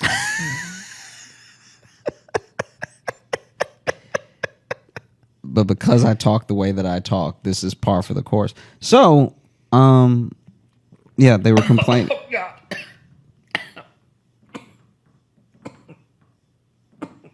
Do you need me to slap the back? No. Oh. I choked on water now. That I think definitely was more like the angle I'm sitting at. This is not a comfortable angle to drink. Yeah, we should do a supercut of everything in here that's unusable. I think that'll be the episode, bud. No, we should do, because I think that honestly we've got some great stuff, and then we have stuff where I'm like, are you like just now where I'm like, it looks bad on camera because I don't look concerned enough. I can. Oh, you're just trying to protect you. I'm not trying. I'm telling you to put it out. I'm not trying to protect me at all. I'm just saying in the camera, I'm sure I don't look concerned enough because I wasn't sure what was happening. I didn't realize you were choking. I just thought it wasn't choking. It just went down, the wrong tube or whatever. Just kind of. People say that, but are there really multiple tubes in your throat? I don't know. Oh, okay. You were always like, went down the wrong hole. It's whatever it is that people say when that happens. I think I swallowed like a weird air bubble because, again, I'm like, I rarely drink reclined. You know what I mean? Yeah. Like if you were like one of those people that needed the home health care and they sat you like this, it would be to kill you. Yeah. It'd be you taking a sip of water and just like, because even right there, I just took a sip and I realized how much like air is in your mouth when you're trying to like get a drink like this. Anyway, the catfish was too heavy. I mean, it's barely worth doing. No, anymore. come on, we're here. So the catfish was like, the catfish was fine. The wait time to get in was very long, and then the wait time once they sat down was just as long. So they were like, "Well, why aren't we still like? What's the point of even waiting inside if the wait time's going to be as long as we were waiting to get in the restaurant?" Right. And then the food came. The catfish was good, but every other side was insane. Was like their mac and cheese was like. Clearly, some of the macaroni had been cooked all the way, so it was crunchy as hell. And it just made me laugh. That's cruncheroni. Just you're good. Yeah. Don't worry. It's a new cool thing we're doing. And this person said in the review that they chipped a tooth on the mac and cheese. Oh, damn! Like they broke a crown in the.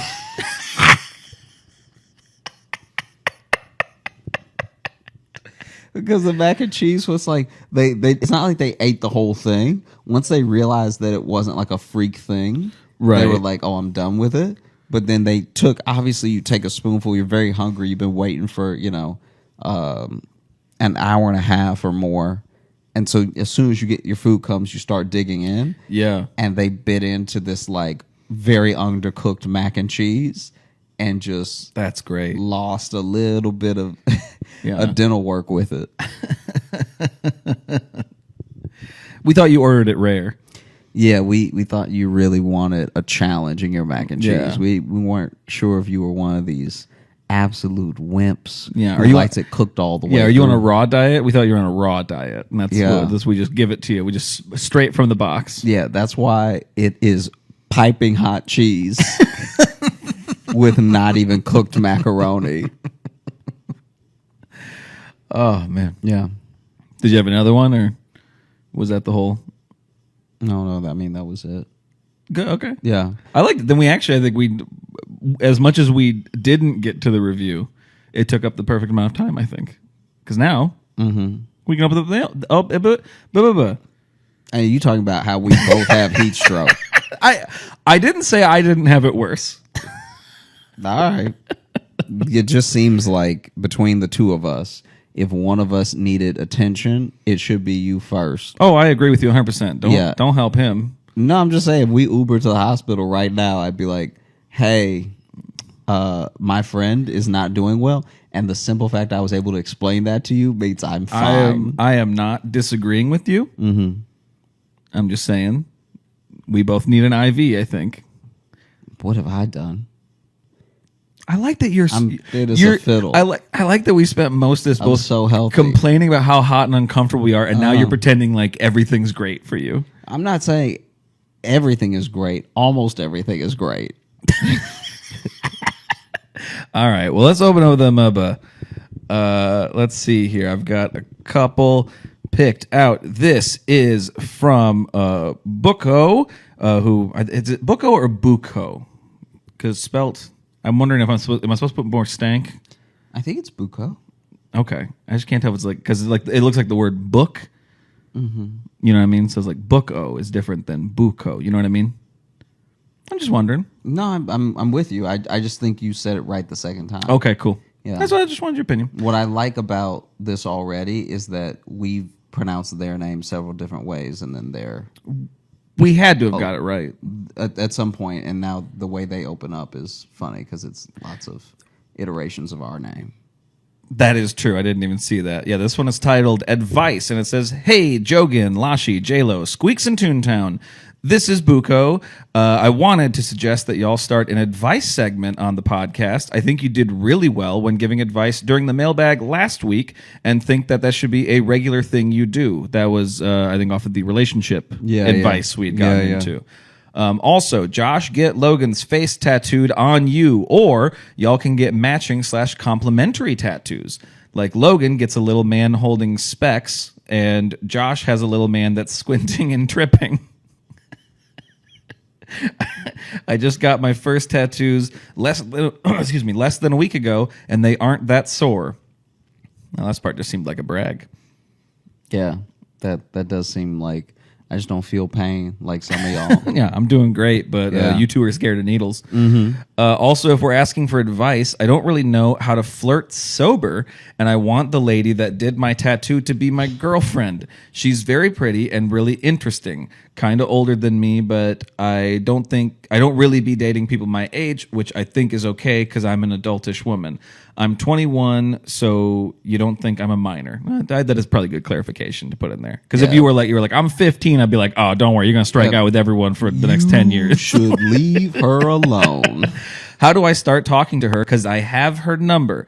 Thanks for the podcast. I love it. And you guys, my mom loves it when you aren't swearing. Sorry, that's mostly at me. My friends love it because we have the same sense of humor. And I've put a few ex-boyfriends on game.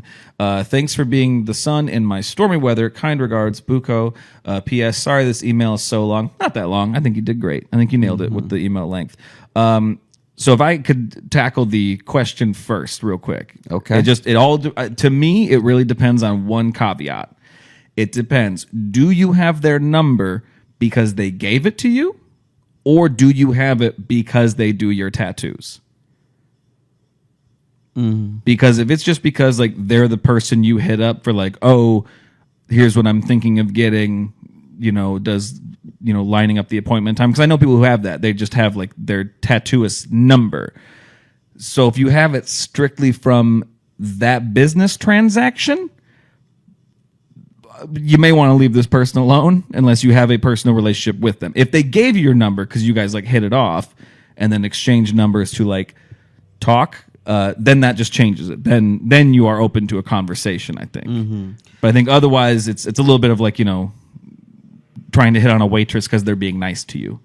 And it's like, but that's part of their job, Yeah, I slightly disagree because I think that if you have their number in a professional setting, right, but then you strike up a conversation that's light, so not even directly getting to. Oh yeah, I'm not saying it's undoable. I'm saying it just changes how you do it. Mm-hmm. I think that if you can bring up light conversation that's not tattoo related while having their number, no matter which way you got it, then there might be the possibility for a coffee or a lunch or a chat. Right. I think that, it's kind of like when you're in school and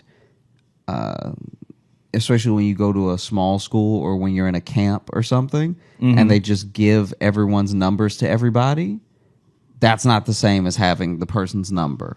Yes. Yeah, I mean, like if you go to camp with someone and you're all camp counselors, and so you have all the other camp counselors' numbers, that's not you having her number. Yeah. Because she won't know that you're calling because it's you when you call. But if in any form you were given the number specifically, and then you use that number to have a light chat that's not in any way romantic or about meeting up, just like, hey, I thought this thing was funny, something like that. I think if that is reciprocated, then now you can see an open door potentially, right, for a meetup that is lunch. I think any approach that takes it slow is kind of fair. And leads to no one being uncomfortable. And then also, if you're talking about how to approach people, hit on people sober, I would say that, especially since this is your tattoo artist. So this is her tattoo artist? I believe so. Okay. So this being her tattoo artist, you just roll up and you're like, hey, baby girl, you already been sticking it in me. Jesus Christ. What? This entire time. Don't say that. Don't say that to them. It's nothing you haven't seen. All right. We would just be doing what you do, but a little slower. You've already been in me and causing me pain. We basically married. Yeah. Let's do this together. Yeah. So read to me again the part hitting on people sober. What else was that? All right. So I don't really know how to flirt sober, and I want the lady that did my tattoo to be my girlfriend. Okay. She's very pretty and really interesting, a little bit older. How do I start talking to her because I have her number? And again, I think if she gave you the number because you guys were like chatting and exchange numbers for even whether dating and or just a friendship, then I think you're open to just, friendly conversation. So my thing as well, when it comes to approaching people sober, I think that people who need to do it slightly tipsy or with like a little bit of that liquid courage are forgetting and overthinking that these are just people moving through the world like you. So I understand the intimidation because I've had to approach anyone that I've ever approached sober. I've had to ask anyone out that I've ever asked out sober. So I get that there's a little bit of a fear of rejection, and then there's a fear of embarrassment. But on the other side of that thing, even if it were to happen, is just you knowing where you stand now, which is better than wondering and hoping and overthinking and everything. Yeah. I think that you also can point to any person, and if you ask them the amount of times in life that they've been horribly, humiliatingly rejected, they're always lower than you would think. So we spend our entire lives trying to avoid any of them happening. But then when you really look at someone just taking you to task for asking them out, I'm not saying that never happens. I'm just saying those things are so rare. Like any decent person that you would want to be with could treat you in a way that, okay, maybe they're not into it, but at least I know now. Yeah. The fear that we have about approaching people or flirting or like our intentions being misrepresented always through our imagination take such a worse turn than they usually do in real life. Well, I think it's because too the hardest part about approaching sober, and I think this is why a lot of people like to do it with liquid courage, because it does literally give you that like confidence, because one of the hardest things is being confident in yourself, and that's what it always takes, is like, what is the part of you you're most confident in, the most part of your sense of humor that you're like, I think I'm actually funny in this way, or blah blah. It takes a long time, any of us, even us as comedians, takes a long time before you feel like really comfortable just being yourself in the world. And that's why I think a lot of people like having that liquid courage, because it kills some of those. Not so much that it gives you courage, it just stops some of your, I don't know, practical thoughts of maybe about being too much. You know what I mean? I think is more what it is. So it's like, and I know especially like 21, like not saying you don't know who you are, but that's a tough age too, to sometimes, because you're still just kind of acclimating yourself to like out on my own adult life. You know what I mean? So it's like whatever parts about your personality that you're just like, and you might initially be like, I don't like my personality. That's fine. Get past that thought. What are the things about you think are the most appealing? Like for me, it was always like, you know what? I do know I'm funny. I know not everyone finds me funny, but I do know I am funny, and I can lead with that and be confident in my sense of humor. Not trying to be jokey all the time, but being confident in my sense of humor and be like, well, if they don't like it, then they're not going to like me. And while that might hurt sometimes, that was always enough for me to be like, oh, well, then I won't pursue this person anymore because they don't really get what I'm talking about. Doesn't mean they're dumb or anything. Just means like this will be a hard relationship if I'm constantly making these jokes and they don't like them. Mm-hmm. You know what I mean? Like it's that high risk, high reward kind of situation. Yeah. So I would even say that sometimes when I've just seen from the outside looking in that sometimes even when people try to flirt while they're not sober, they're not really flirting the way they think they're flirting as well. So it's not like you can ever.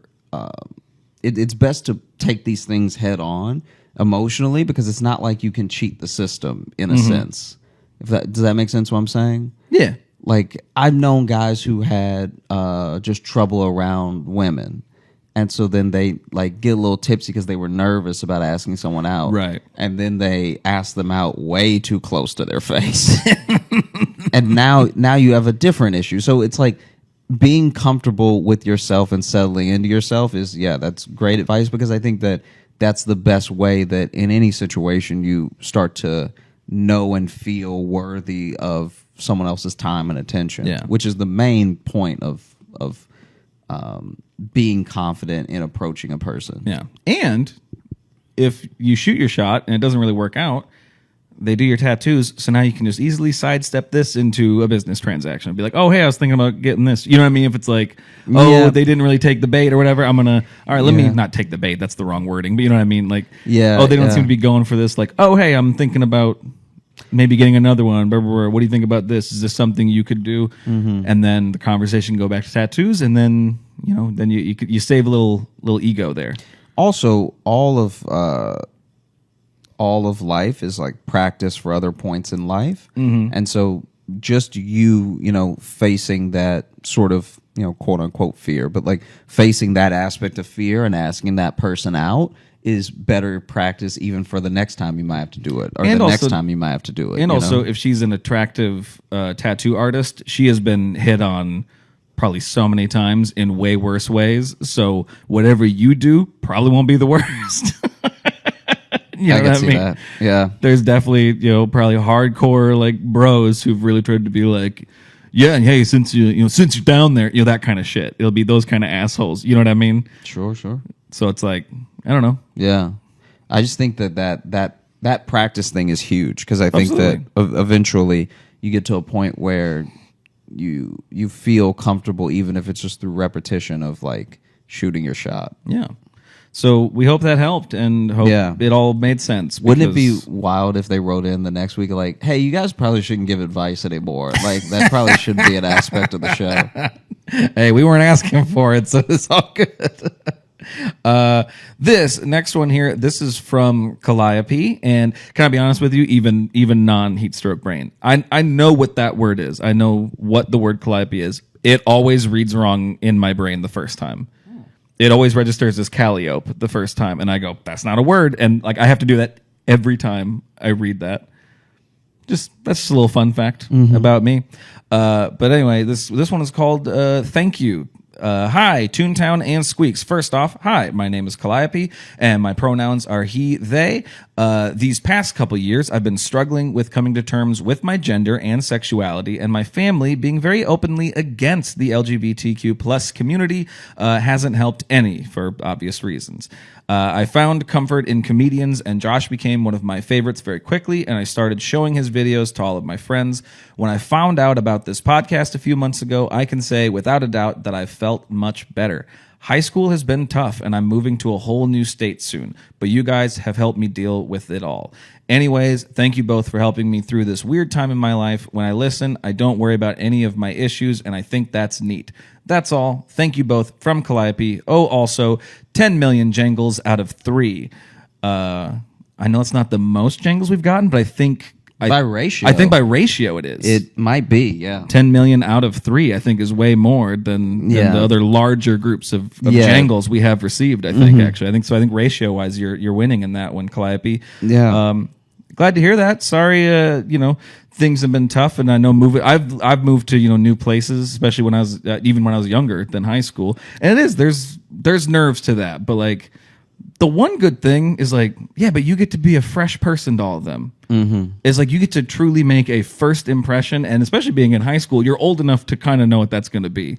Because I did it when I was in like 3rd grade, and that's like look back now, I'm like maybe I was too much, I was in 3rd grade. I wasn't really thinking about it. Yeah, I feel like as well moving to a new place and everything that you're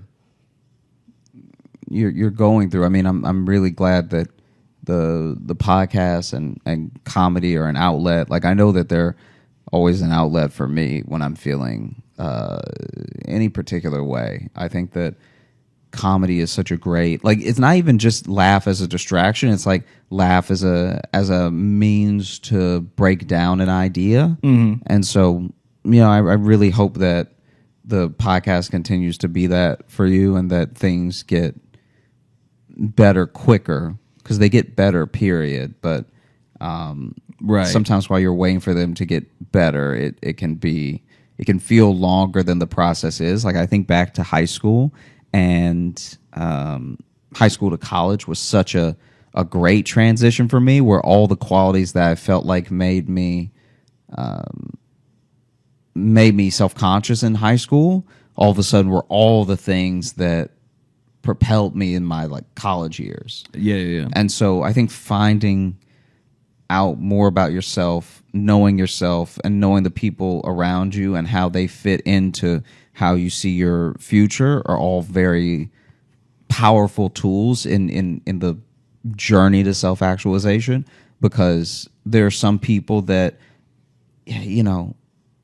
they're not going to fit in to what you see for yourself the way that you think. And so keeping those things flexible is always good. There are people who I think if I had held on to, even from early on, if I had held on to them, I might not be like a confident person, or I might be like you have to both be accepting of people the way you want them to accept you, but also accept the reality of what that person is like. So always offering up the means for them to make changes, but also not expecting them to wake up one day and just get everything the way that you would like for them to get it, Right. Because I think that leads to a lot of disappointment in relationships, both like romantic and family, where you're like, why don't they just get it? And it's like, there's no telling why they're going to behave the way they're going to behave. They have a whole set of human baggage that they carry. Yeah. But I think that all you can do is learn more about yourself every day, and find positive outlets. And I'm glad that we can be one of those things. Yeah. And also in return, thank you for sending in that message, because the people that send those messages saying like this show helps them, makes them feel better, it's that cyclical thing where it makes us feel better about doing it, and knowing that like while we're fine if it is just us sitting on a couch talking, it's nice that people get something out of it. So it's this fun thing where we all boost each other by being a part of it. You know, grandma's couch talking that we're clearly being held captive at. That we're making the best of our hostage situation. Yeah. Let's read one more. This one says, this is from Sierra, and I'm reading this one mainly because it's July 28th in Philly, which this episode will come out July 28th, and we will be in Philly. Okay, wow. And so, hello, Concussed King and Wedding Wanderer. I like both of those. Those are pretty good. Yeah. The Wedding Wanderer sounds like a Game of Thrones thing. A little bit.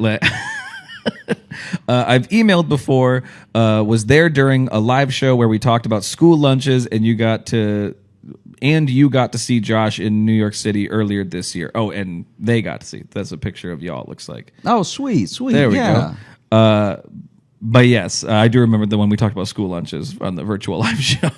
But my birthday is July 28th, which would be today. So happy birthday. Happy birthday. And imagine my surprise when I heard that both of you are performing in Philly that night. I bought the tickets immediately after they were announced for the front row. And because it's my birthday, my friends and my boyfriend are being forced to come. So I hope they have a good time. Yeah. It would be wild to see like 2 people having a good time and then 3 other people like just I hope to have a chance to talk to you both after the show, especially because last time I was really anxious to talk to Josh, like he was going to ignore me or something like that. I don't know. Anyway, I'll be more prepared. My question is, has Josh gone roller skating before? And if he has, is he any good? I've recently bought my own just as a hobby, and I'm okay, but when I go, there's always this old black man and his friends who synchronize skate, which I find a little cheesy and cute. Please take no offense, but I feel like that's Josh's future. Can't wait to see your show. P.S. I've shaved my head since then, and I'll be overdressed because it's my birthday, and I'm not letting the fact that it's a Thursday night hold me back. Also, I'm unfortunately the pale one. Oh, in the photo.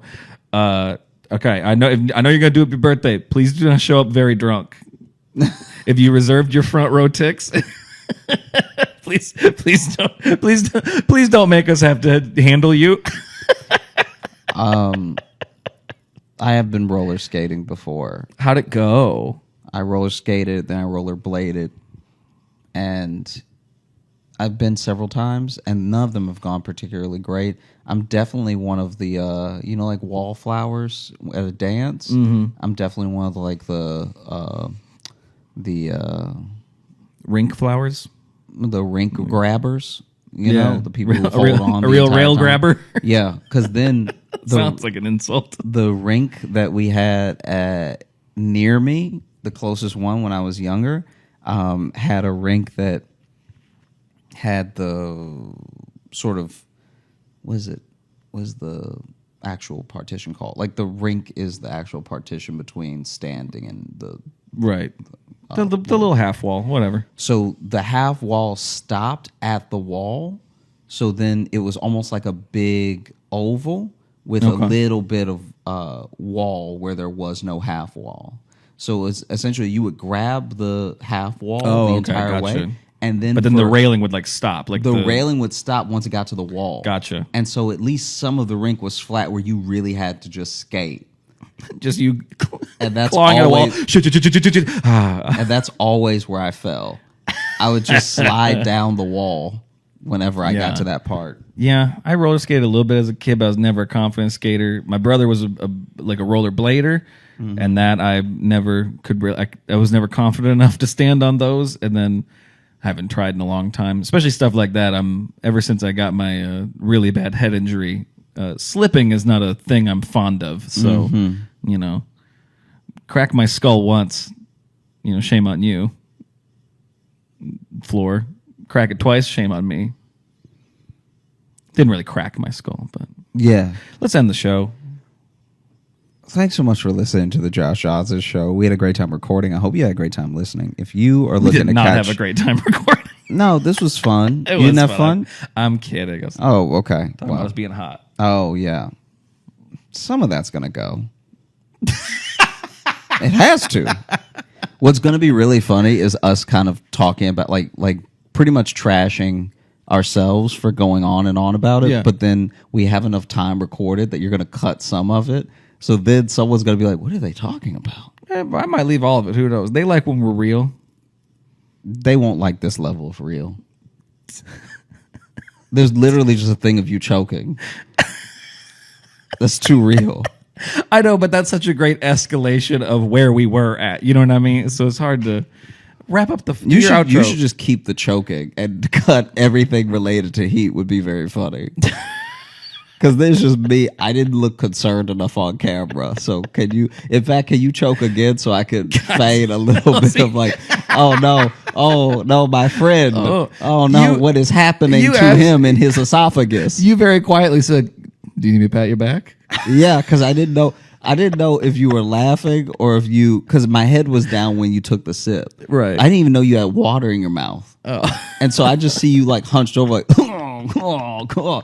So then I'm like, do you need me to pat your back? But then you were like, no. That was good. It was So just then water. how do I help you? Do you want the Heimlich from the water? Because I wasn't choking. I was just, I forgot how to swallow liquids for a Yeah, second. yeah. That's all. And then there's I nothing. remembered. But I should still have looked more concerned because I really kept the same face And the that's the entire thing. time. And I'm not cutting it because you didn't look concerned. If anything, I'm going to punch in only on your face to show how much my friend didn't care. It's not that I didn't care. I was just confused.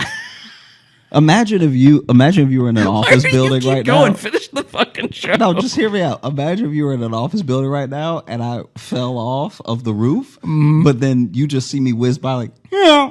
And like, you'd be confused. Is that a bird? No, that was me as I No, I know. screamed I'm past the saying window. that's me in the office. Oh, yeah. Is that a bird? Yeah. And then it's me. And so you look confused. But if we punch it on your face, you're like, he doesn't even care that Josh fell off a whole building. That's all I'm saying. I get if you you. were looking to catch up with us on any of the socials, you can find me at Josh Johnson Comedy on Instagram, Josh J Comedy on Facebook, at Josh Johnson on Twitter, and Josh Johnson Comedy on TikTok and YouTube. We're going to be posting clips of the show. And if you're looking for Logan, You can follow me on Instagram at Logan M. Nielsen. And if you want to get into the mailbag like all those wonderful people there, that's joshjohnsonshow at gmail.com. Send us compliments, questions, whatever you want. We love getting them. You can also join our Patreon, patreon.com/Josh Johnson Show. We have bonus podcasts. We have bonus videos. We have access to past live shows at a certain level. And then this will be coming out the day after our Brooklyn live show. So I'm just going to say, if you were there, thanks. Thanks for coming out. We hope it was good. I'm going to go ahead and assume it was. okay. Wasn't it great? I love making memories with all of you.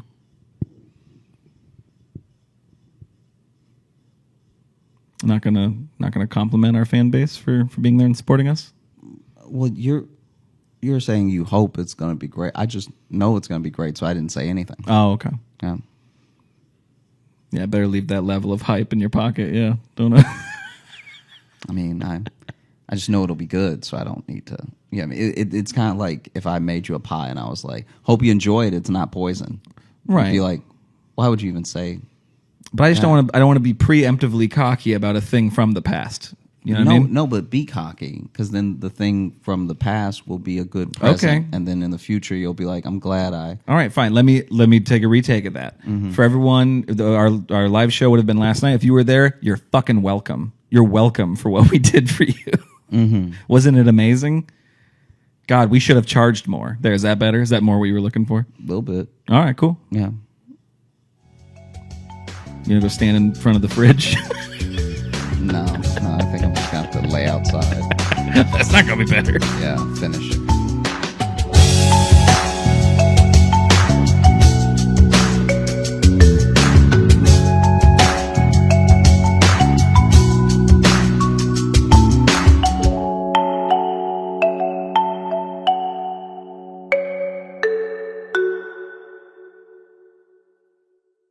Fargo, North Dakota, make some noise for Josh Johnson!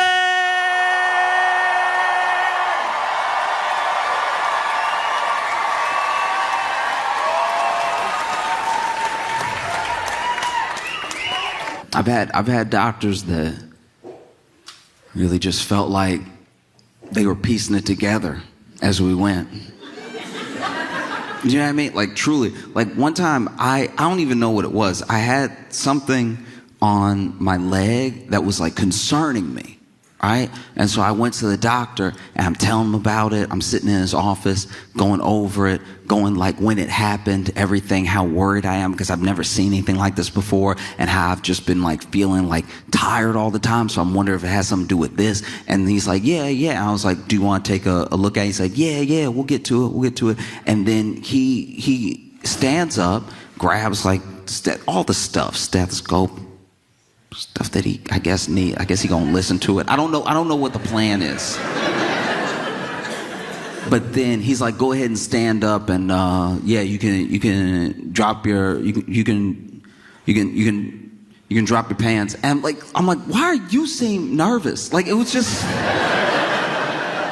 Do you know what I mean? Like, it's not like we're buds. Like, I have to do this now.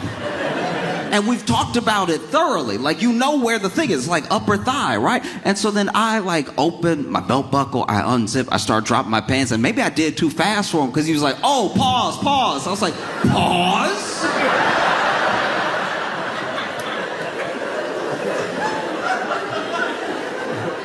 Not a doctor. Say pause. Oh. Because it's tough and it's scary because we only know a medieval amount about how to keep ourselves alive. We think we're smarter because we have more access to information, but even with that access, some people don't want the information. There are people that are straight up, like I used to think from the bottom of my heart, oh, if people just knew, if you knew better, you'd do better. I used to like live by that mantra. And now I'm realizing, no, some people don't want to know. Some people would like to do exactly what they do now. Because to me, I go to a doctor because I'm like, you're a professional. The hope is that you know what's going to be going on, so I don't need to learn about what's going on while it's happening to me, because that's how you die slowly. You know what I mean? I don't want to be sitting on my deathbed like, I figured it out. And so you go to a doctor, because doctors supposed to know. But now there are people who will admit that they don't know, but they'll also be like, nah, he doesn't know either. And it's like, look, I'm not saying doctors know everything, but we, as the general public, we have like a certain amount of knowledge that helps keep us alive. And the rest is other people that we've never met being like, don't eat the lettuce this week.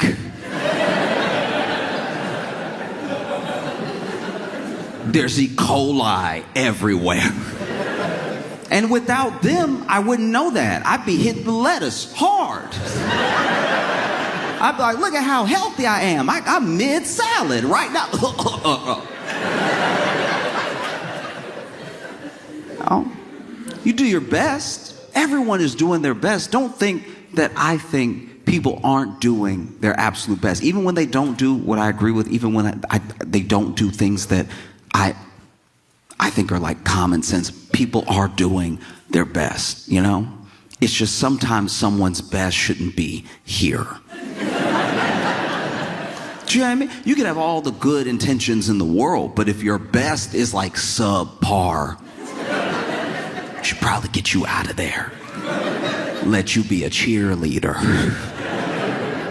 Because I've been through all manner of like medical things. Luckily, nothing so serious that it was like fundamentally life-threatening for long. I'm very thankful that I don't deal with like chronic pain or conditions that I know people in my life do that make them have to adjust plans, cancel plans, make them have to adjust their life, make them have to be thinking about this thing all the time. I luckily don't have to think about my body all the time, you know?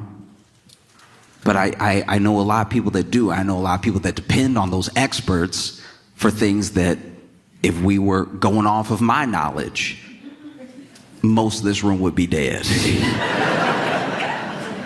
No? I don't claim to be an expert, but I feel like there's this weird place we've gotten to where it used to be knowing something was like a big deal. Oh, ask them, they know, right?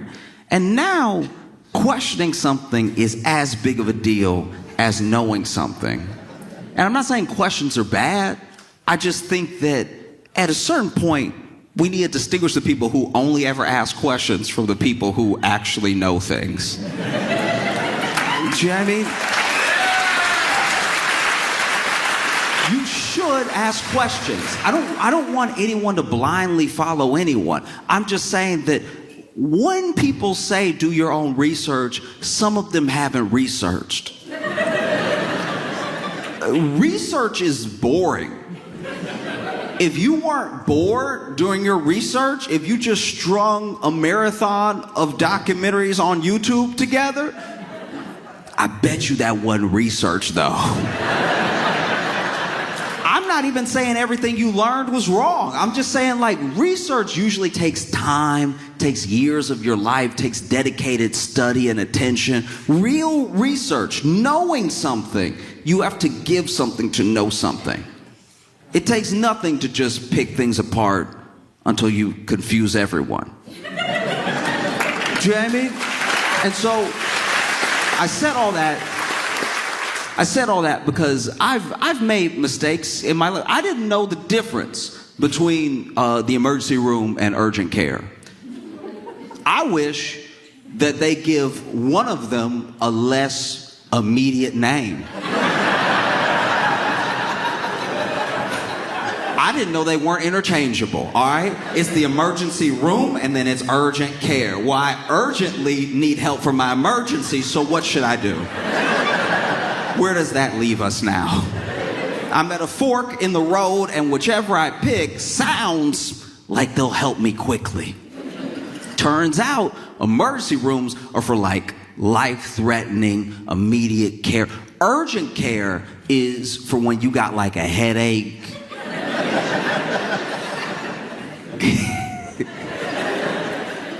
Urgent care, look, and this is not to disparage anyone that works in any place. It's just that urgent care stories, I know people who work in urgent care, and I know people who work in emergency rooms, and the emergency room stories, I should have known to go to the emergency room if it was more serious, because the emergency stories are so much more horrific in nature than the urgent care stories. Like, the urgent care stories are like, yeah, this dude came in and he was filling out his paperwork, but his nose was bleeding the whole time.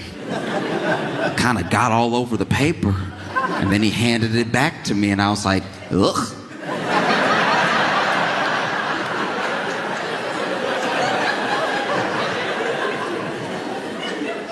Emergency room stories are like, there was a dude today that, and also anyone who's ever worked in an emergency room and then told me an emergency room story has 1,000-yard stare. They're not talking to me. They might be talking to God. They might be asking God, why would you let me see something like that? I got into this business to help people. I really want to help and heal, and you show me the devil. I don't want to see that ever again. Because what they will tell me with that wide stare is like, yeah, this guy came in today and his leg was... And it's like, I don't know what that is. That blinking? Sometimes they will just blink in silence. I'm like, is it in the room right now?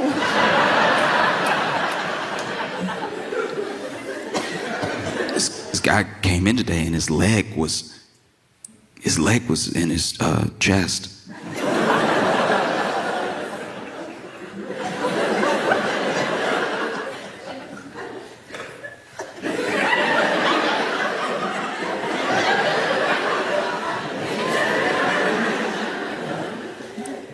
You sure this wasn't a dream?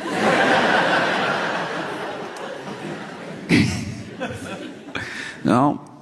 Like, I went to urgent care one time and genuinely was sicker than when I walked in. When I left, I walked to the urgent care and I had an appointment, and which is odd because I thought you were supposed to be able to just run up in there, but get to urgent care. I have my appointment, and the person at the front, look, God bless them, truly. I know they were just doing their best, but they could not stop sneezing and coughing openly. And so I was like, oh, like I'm backing away from this. I'm like, yeah, so do you want me to just go right over there? Do you want me to just walk around you and go back there? He's like, oh, the doctor's not ready yet. I was like,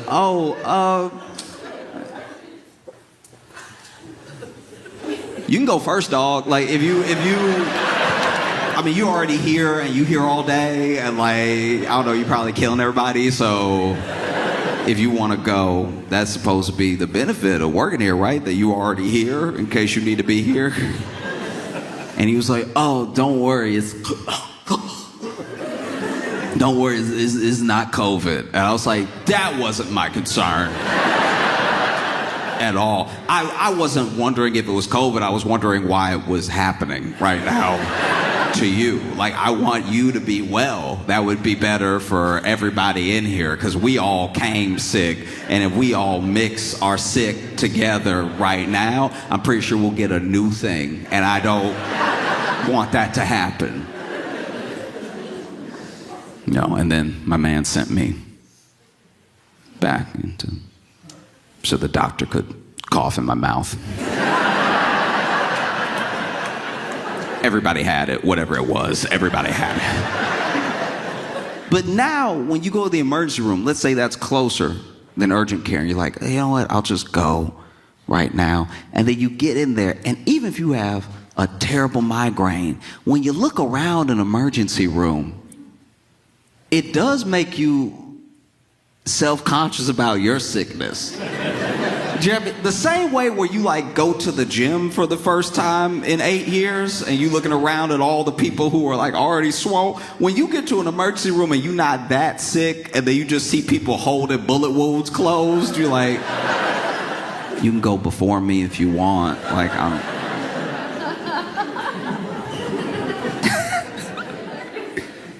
and so it's all important stuff.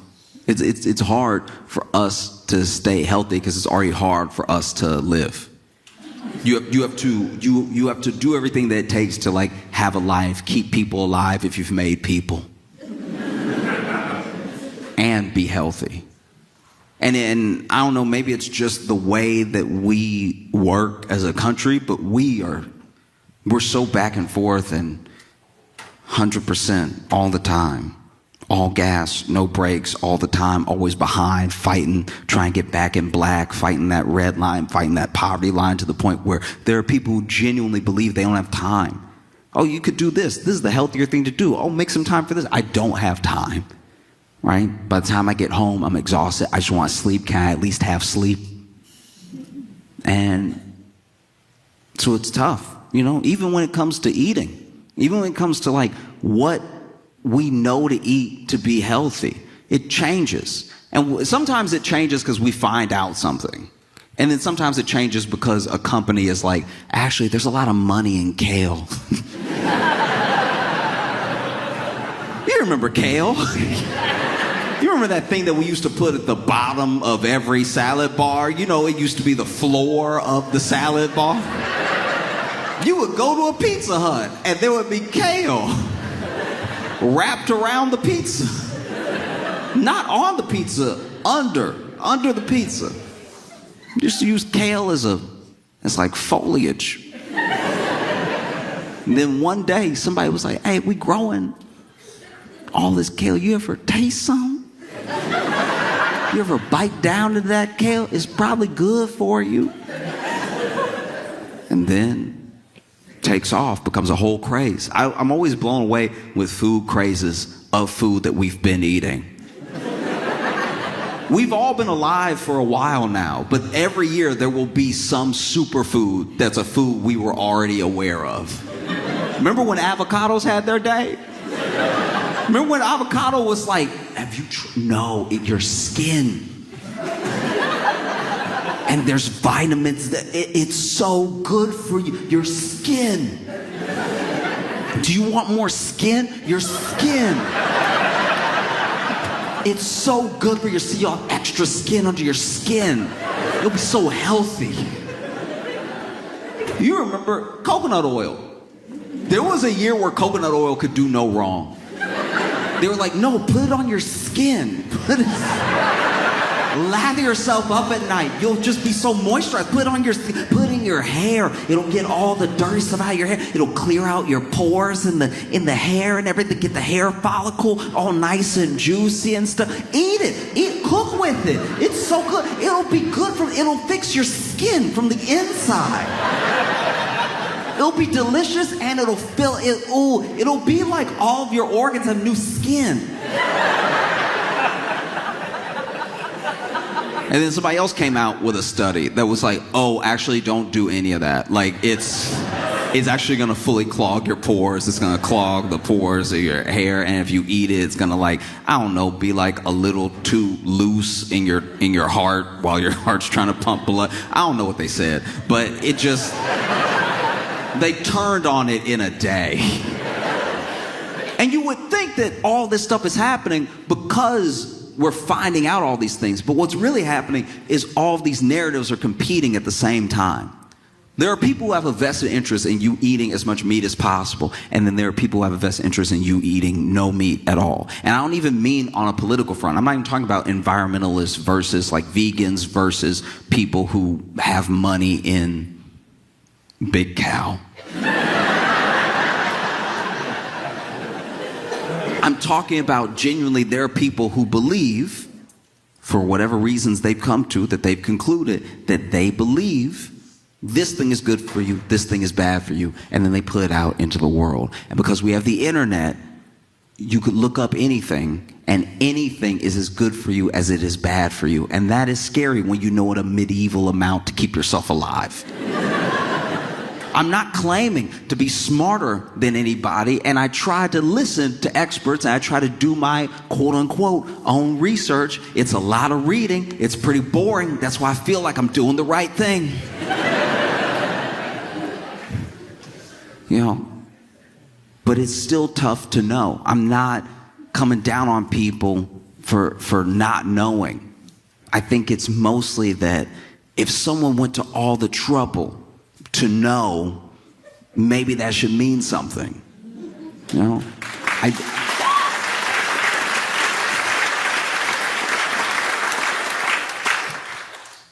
I say this because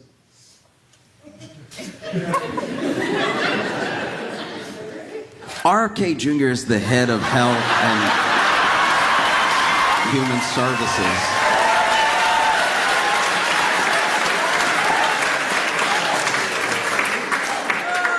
And if you're not familiar with RFK Jr., he has a very specific sound, very specific way of speaking and thinking, and he's on a real like health kick as a whole personality, all right? And it's unfortunate that so much of that is what feels like riddled with internet. I've never seen someone so interested in health and the science of health without just getting into the science of health.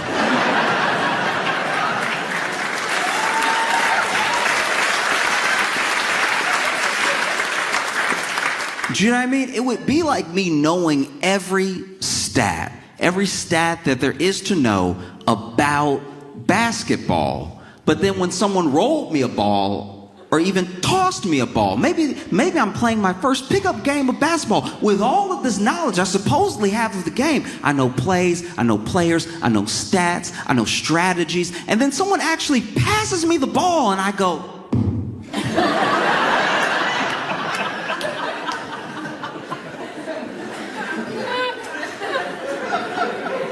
there are things that RFK Jr. has said and done.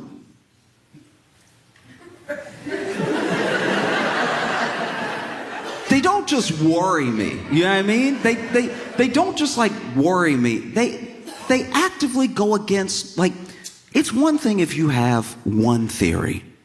I let everybody be subversive about like one thing to me, because I'm like, all right, you might be right about this thing, who knows, let's investigate, right? When you have 90,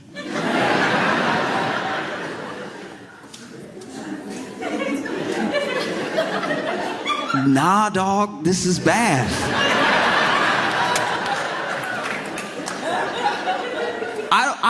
I don't even like repeating some of the things that he said, because it makes it, if I repeat it, I sound like I think it, because it takes me so long to explain what he thought that I sound like I think it too, and I would rather not.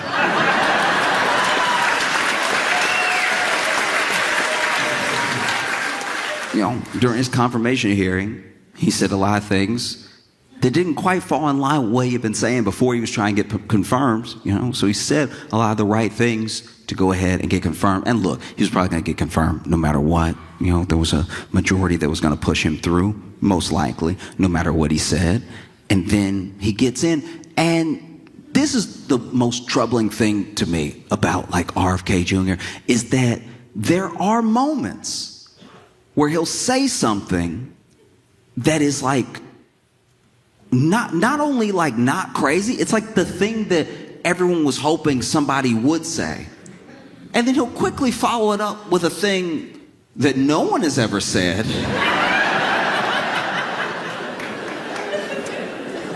And you're like, oh, you had us for like a half second. Because RFK Jr. has talked about like trying to remove all the dyes out of the foods, like out of the candies and out of the like crackers, all the stuff like that, out of the chips. It's like, that's actually a good thing. That would be good. Everyone else already removed it. Like, these companies may be international, but when you go to Europe, it's a different chip. And that's specifically because Europe was like, we don't do that to our people. So you should, if you want to be here, you can change it, but you have to change it. You can't just be whatever you want to be, right? And so when RFK Jr. says, like, I'm trying to get all these additives out of the food, all these dyes, all these things, it's like, wow, that's great. I like that. And then he's like, and we need a registry for autism. And you're like, oh!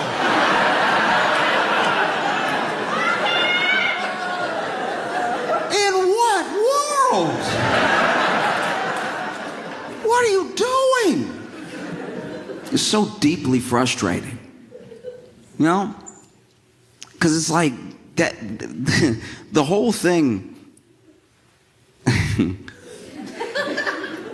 The whole thing that is that is frustrating about it is that it is someone who, even in the face of experts, would rather not challenge those experts and prove them wrong to their face, just more talk to people who honestly and earnestly are trying to find out and don't know and lead them.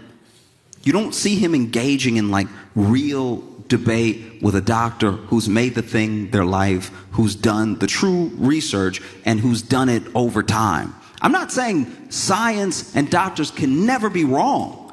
I'm saying those are the people you should be having these spats with, instead of going on podcasts and convincing people who also didn't do the thing. They didn't make that their life's work, and then leading them down a path where we're not really sure how bad it could get. And this is in the midst of Doge and other things cutting jobs for like the National Health Institutes, cutting jobs at the FDA, cutting jobs in all these places where we need these things. In fact, there have been rollbacks on things that help us prevent things in the future, on research for the future of what might be going on somewhere else, is what scientists are thinking about all the time, when this thing might happen. Right? And if you roll back on that, you won't see the effect right away. You may not even see it for a long time. But then when we are behind, because we used to be the leader, and we're quickly losing our first place position in being who the world looks to figure out new illnesses, to figure out, even with old ones, we can still figure out vaccines. We can still figure out all of these different aspects of how to keep people healthy and alive. And when you roll them back in ways that seem like they don't matter, or at least you don't want to give attention to, the effects we won't know the widespread effect of it.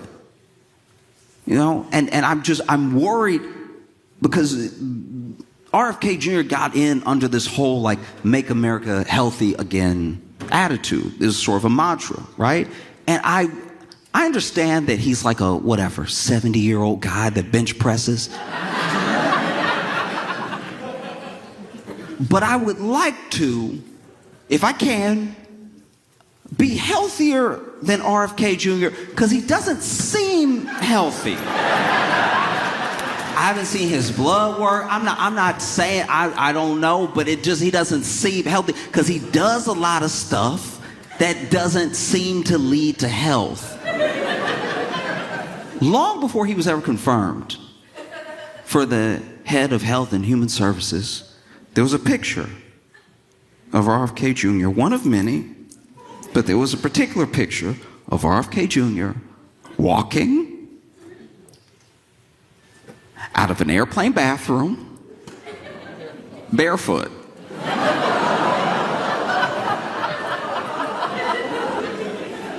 And when I saw it, I rebuked the picture. I was like, that will not be in my life. No, thank you.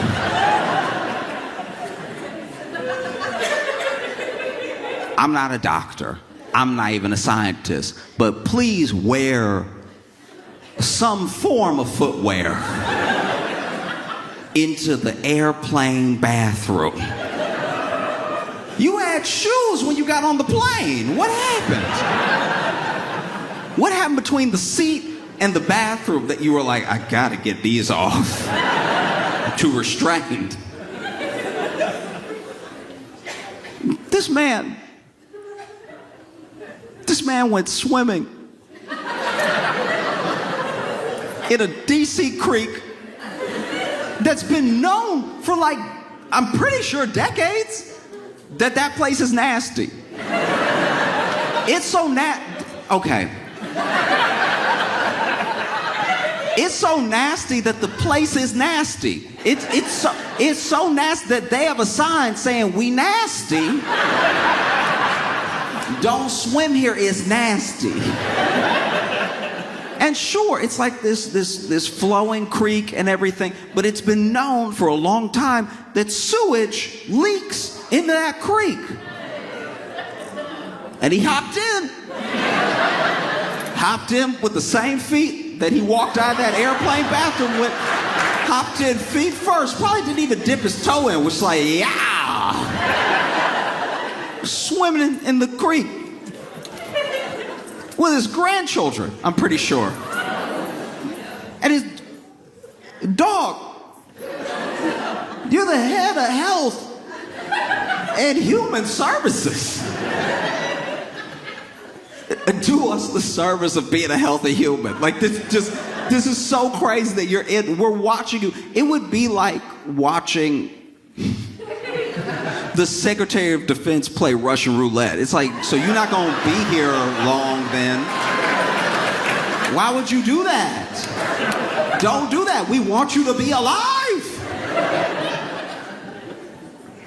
It's so frustrating. Man has a congressional hearing where they're asking him about his belief. They're asking him about things that he said since he's been confirmed and stuff. And this man basically says, don't take medical advice from me.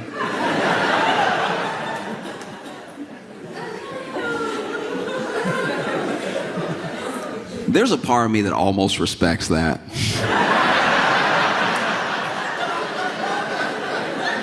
There's a part of me that almost respects that. Let me tell you why. Because I have been, an hourly worker several times in my life. I've had lots of odd jobs that pay by the hour. I've had lots of I won't call them corporate, but just established corporation jobs that pay, by the hour. And the problem with hourly work, whether you're talking about me or anyone I've ever interacted with, especially from a customer service perspective, the problem with hourly work is I'm not sure if we're meeting at the hour you care about this job.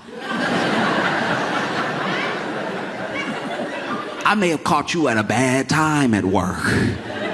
There's 4 types of hourly workers. There are the hourly workers who are they start off great, especially when we're talking customer service. You start off great. I was here. You start off great. You clock in, you got a good attitude, you're ready to go. Nothing's happened yet. And then,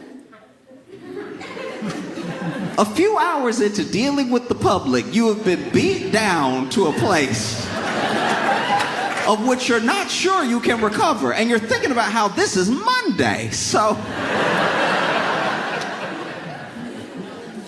my life, Then there's an hourly worker that really starts to perk up the last 2 hours of shift. They're almost home. They're almost out of here. They're smiling at you because they almost don't have to see you.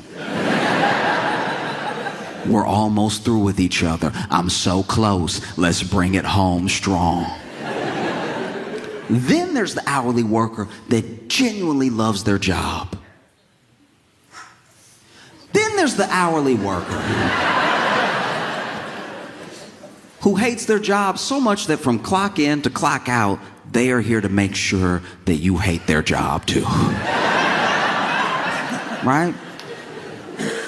And at different points in my life, I've been a couple of these different workers. You know, sometimes I had a job where I could clock in and then I was good attitude, good everything. And then people just, whether they're impatient or they're rude or they're nasty, they just beat you down and you try to not let the last interaction affect the next interaction. But after a while, you just get to the point where you just got that face,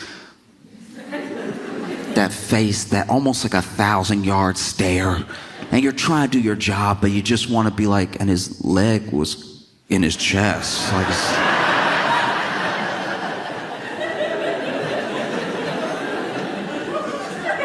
and I've also been that person that's had that job that I'm like, oh, I can't wait to quit this job. I can't wait to get out of here. And you know what? The closest thing to quitting this job is clocking out of this job. I love clocking out so much. Sometimes I do it twice. I love clocking out. It's my favorite thing. Sometimes I actually worked a couple different jobs where back in the day you actually had the timesheet that did the and then, you know, shot the paper back up. And that was extra fun. I would watch it. I'd watch it in slow motion in my mind. I'd be like, yep, zip, zip, and zip, zip. And look at you marked and ready to go. I'm out of here. I'm leaving forever, just tonight, but forever. And then, admittedly, I did have jobs that I really loved. I really enjoyed clocking in and having a great time with my coworkers, and I enjoyed the job that I was doing. And even if it was like something to do with the public, you have your jerks once in a while, but for the most part, it was phenomenal. And I got great experiences out of it, and I'd clock out, I'd go home, I'd start again the next day. And then I had jobs where I was like, oh, okay. I don't want anybody to hate their life, but they're gonna know I hate mine.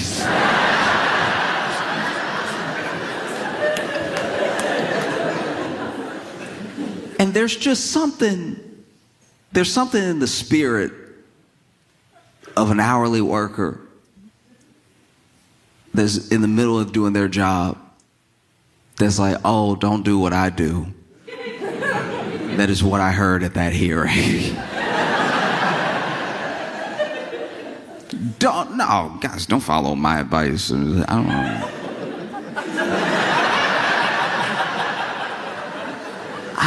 I be saying stuff. No.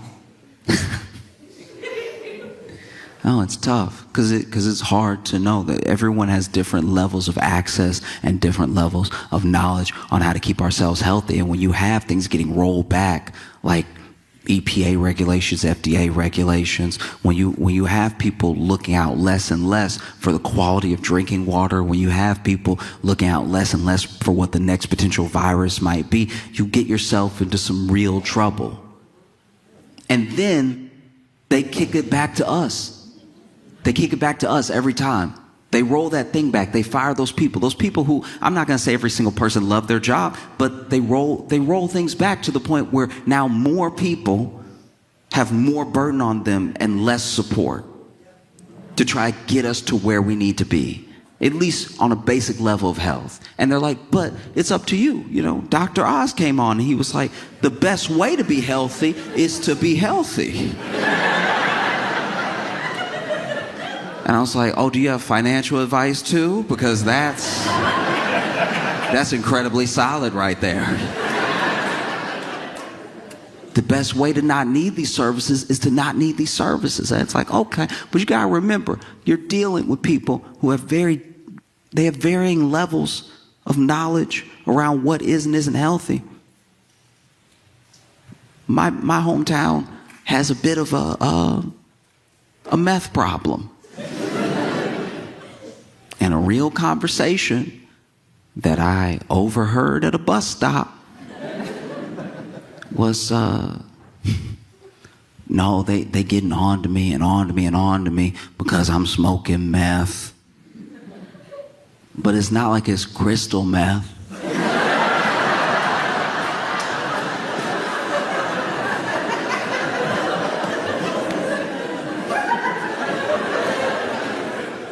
And not only me as a bystander, but the person they were talking to seemed to also be on meth.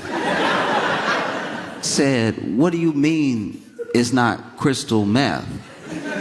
And he goes, "It's regular meth."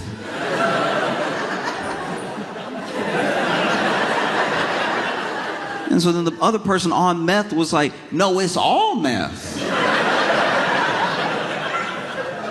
Crystal's not the deluxe."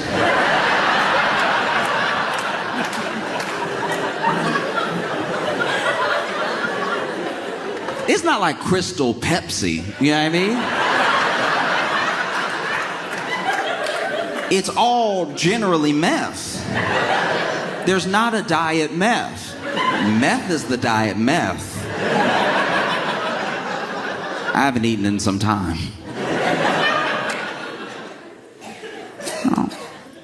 Because we are a huge country.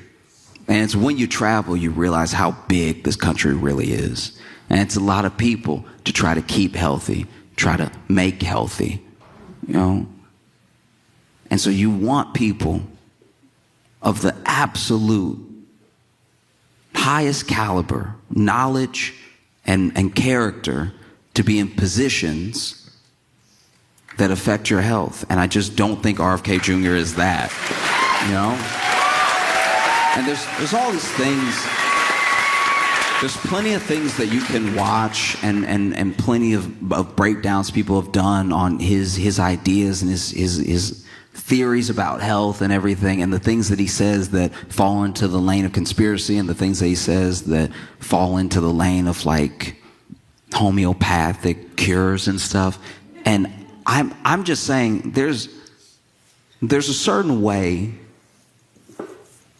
that you talk about people that lets me know what you think about people, how you feel about people, right?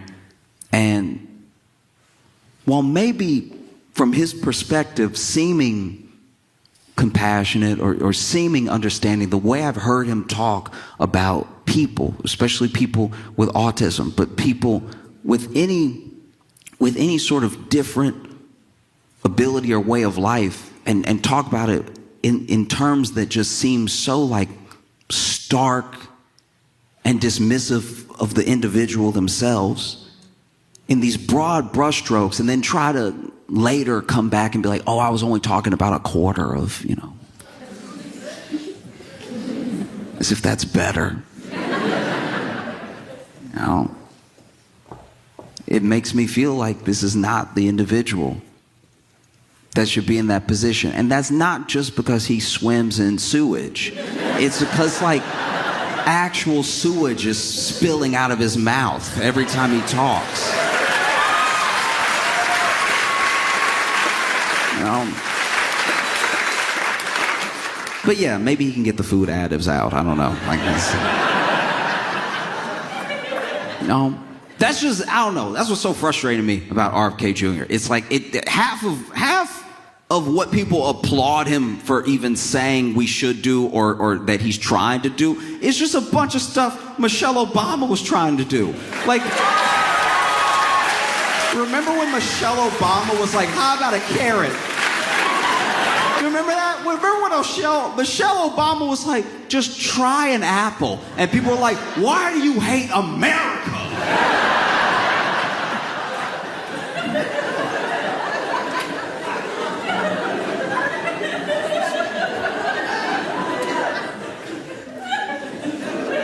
No, it's super frustrating. You know, I get frustrated all the time. I can't imagine if you are, you know, a parent of a child with autism and you're listening to RFK Jr. talk, or if you're someone who's an actual health specialist and you're listening to RFK Jr. talk, or if you are the person who, in my opinion, deserves to be the angriest, Michelle Obama, listening to RFK Jr. talk. You know, she probably is pointing at the TV doing the DiCaprio meme. Like, that's what I just want you to try an apple.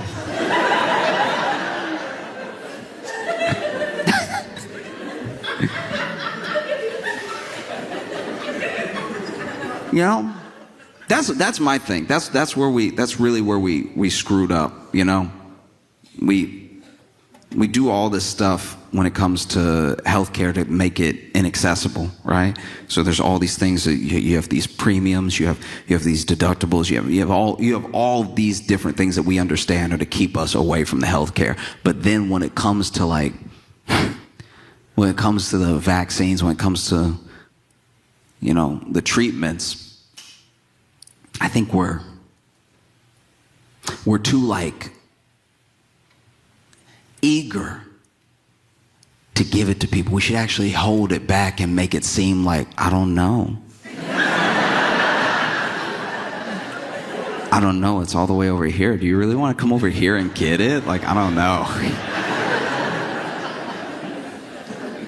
Because I had a conversation with a friend that enlightened me a little bit in kind of that route of thinking. He was a new parent, and he was like, look, I'm not a doctor. I recognize that I don't know the science or anything, but I'm seeing all this stuff on social and on TV about giving my kids vaccines, but I'm also talking to my doctor who's telling me to give my kids vaccines, and he's like, I don't know what to do, and I'm really scared about what I should do, right? And I was like, okay, I hear what you're saying. And then he said, I just feel horrible if I gave my kid something and it made them sick or sicker. And I was like, okay, I understand what you're saying. And then I asked him, I was like, let's just go back in time for a second and just pretend that the vaccine that the doctor's trying to give you just doesn't even exist. And your kid was sick. Would you want it then? Do you know what I mean? And I'm not saying that as some sort of got you. I'm saying that when we're sick, we go to the hospital. When you're sick or someone you love is sick, you want a doctor immediately. All this just asking questions, going back and forth, trying to dunk on doctors, trying to dunk on experts. It's always done from a place of actually being okay right now. When you're actually in a hospital bed, you're like, do whatever. I'm coughing up blood.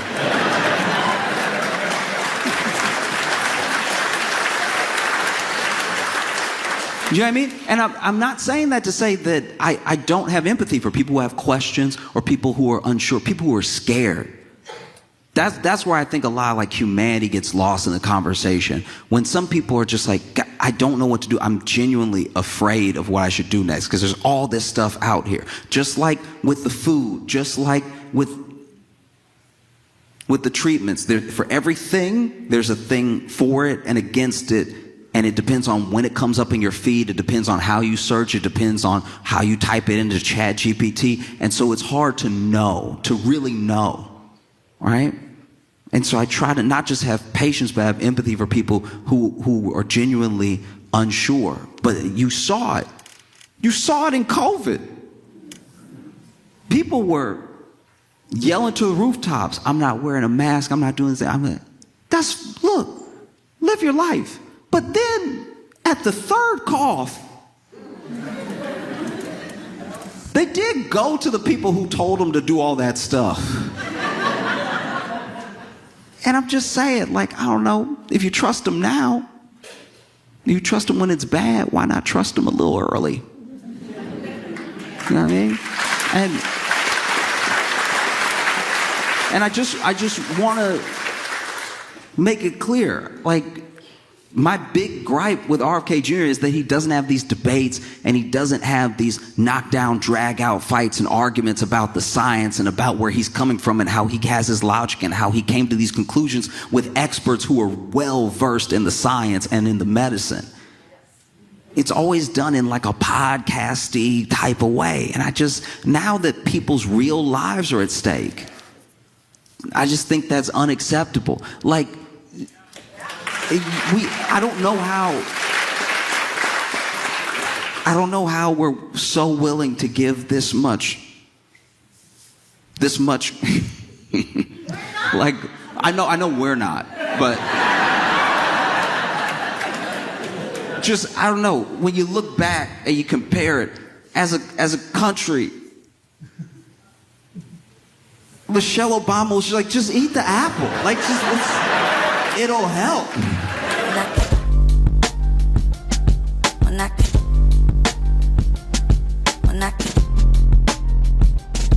Mira.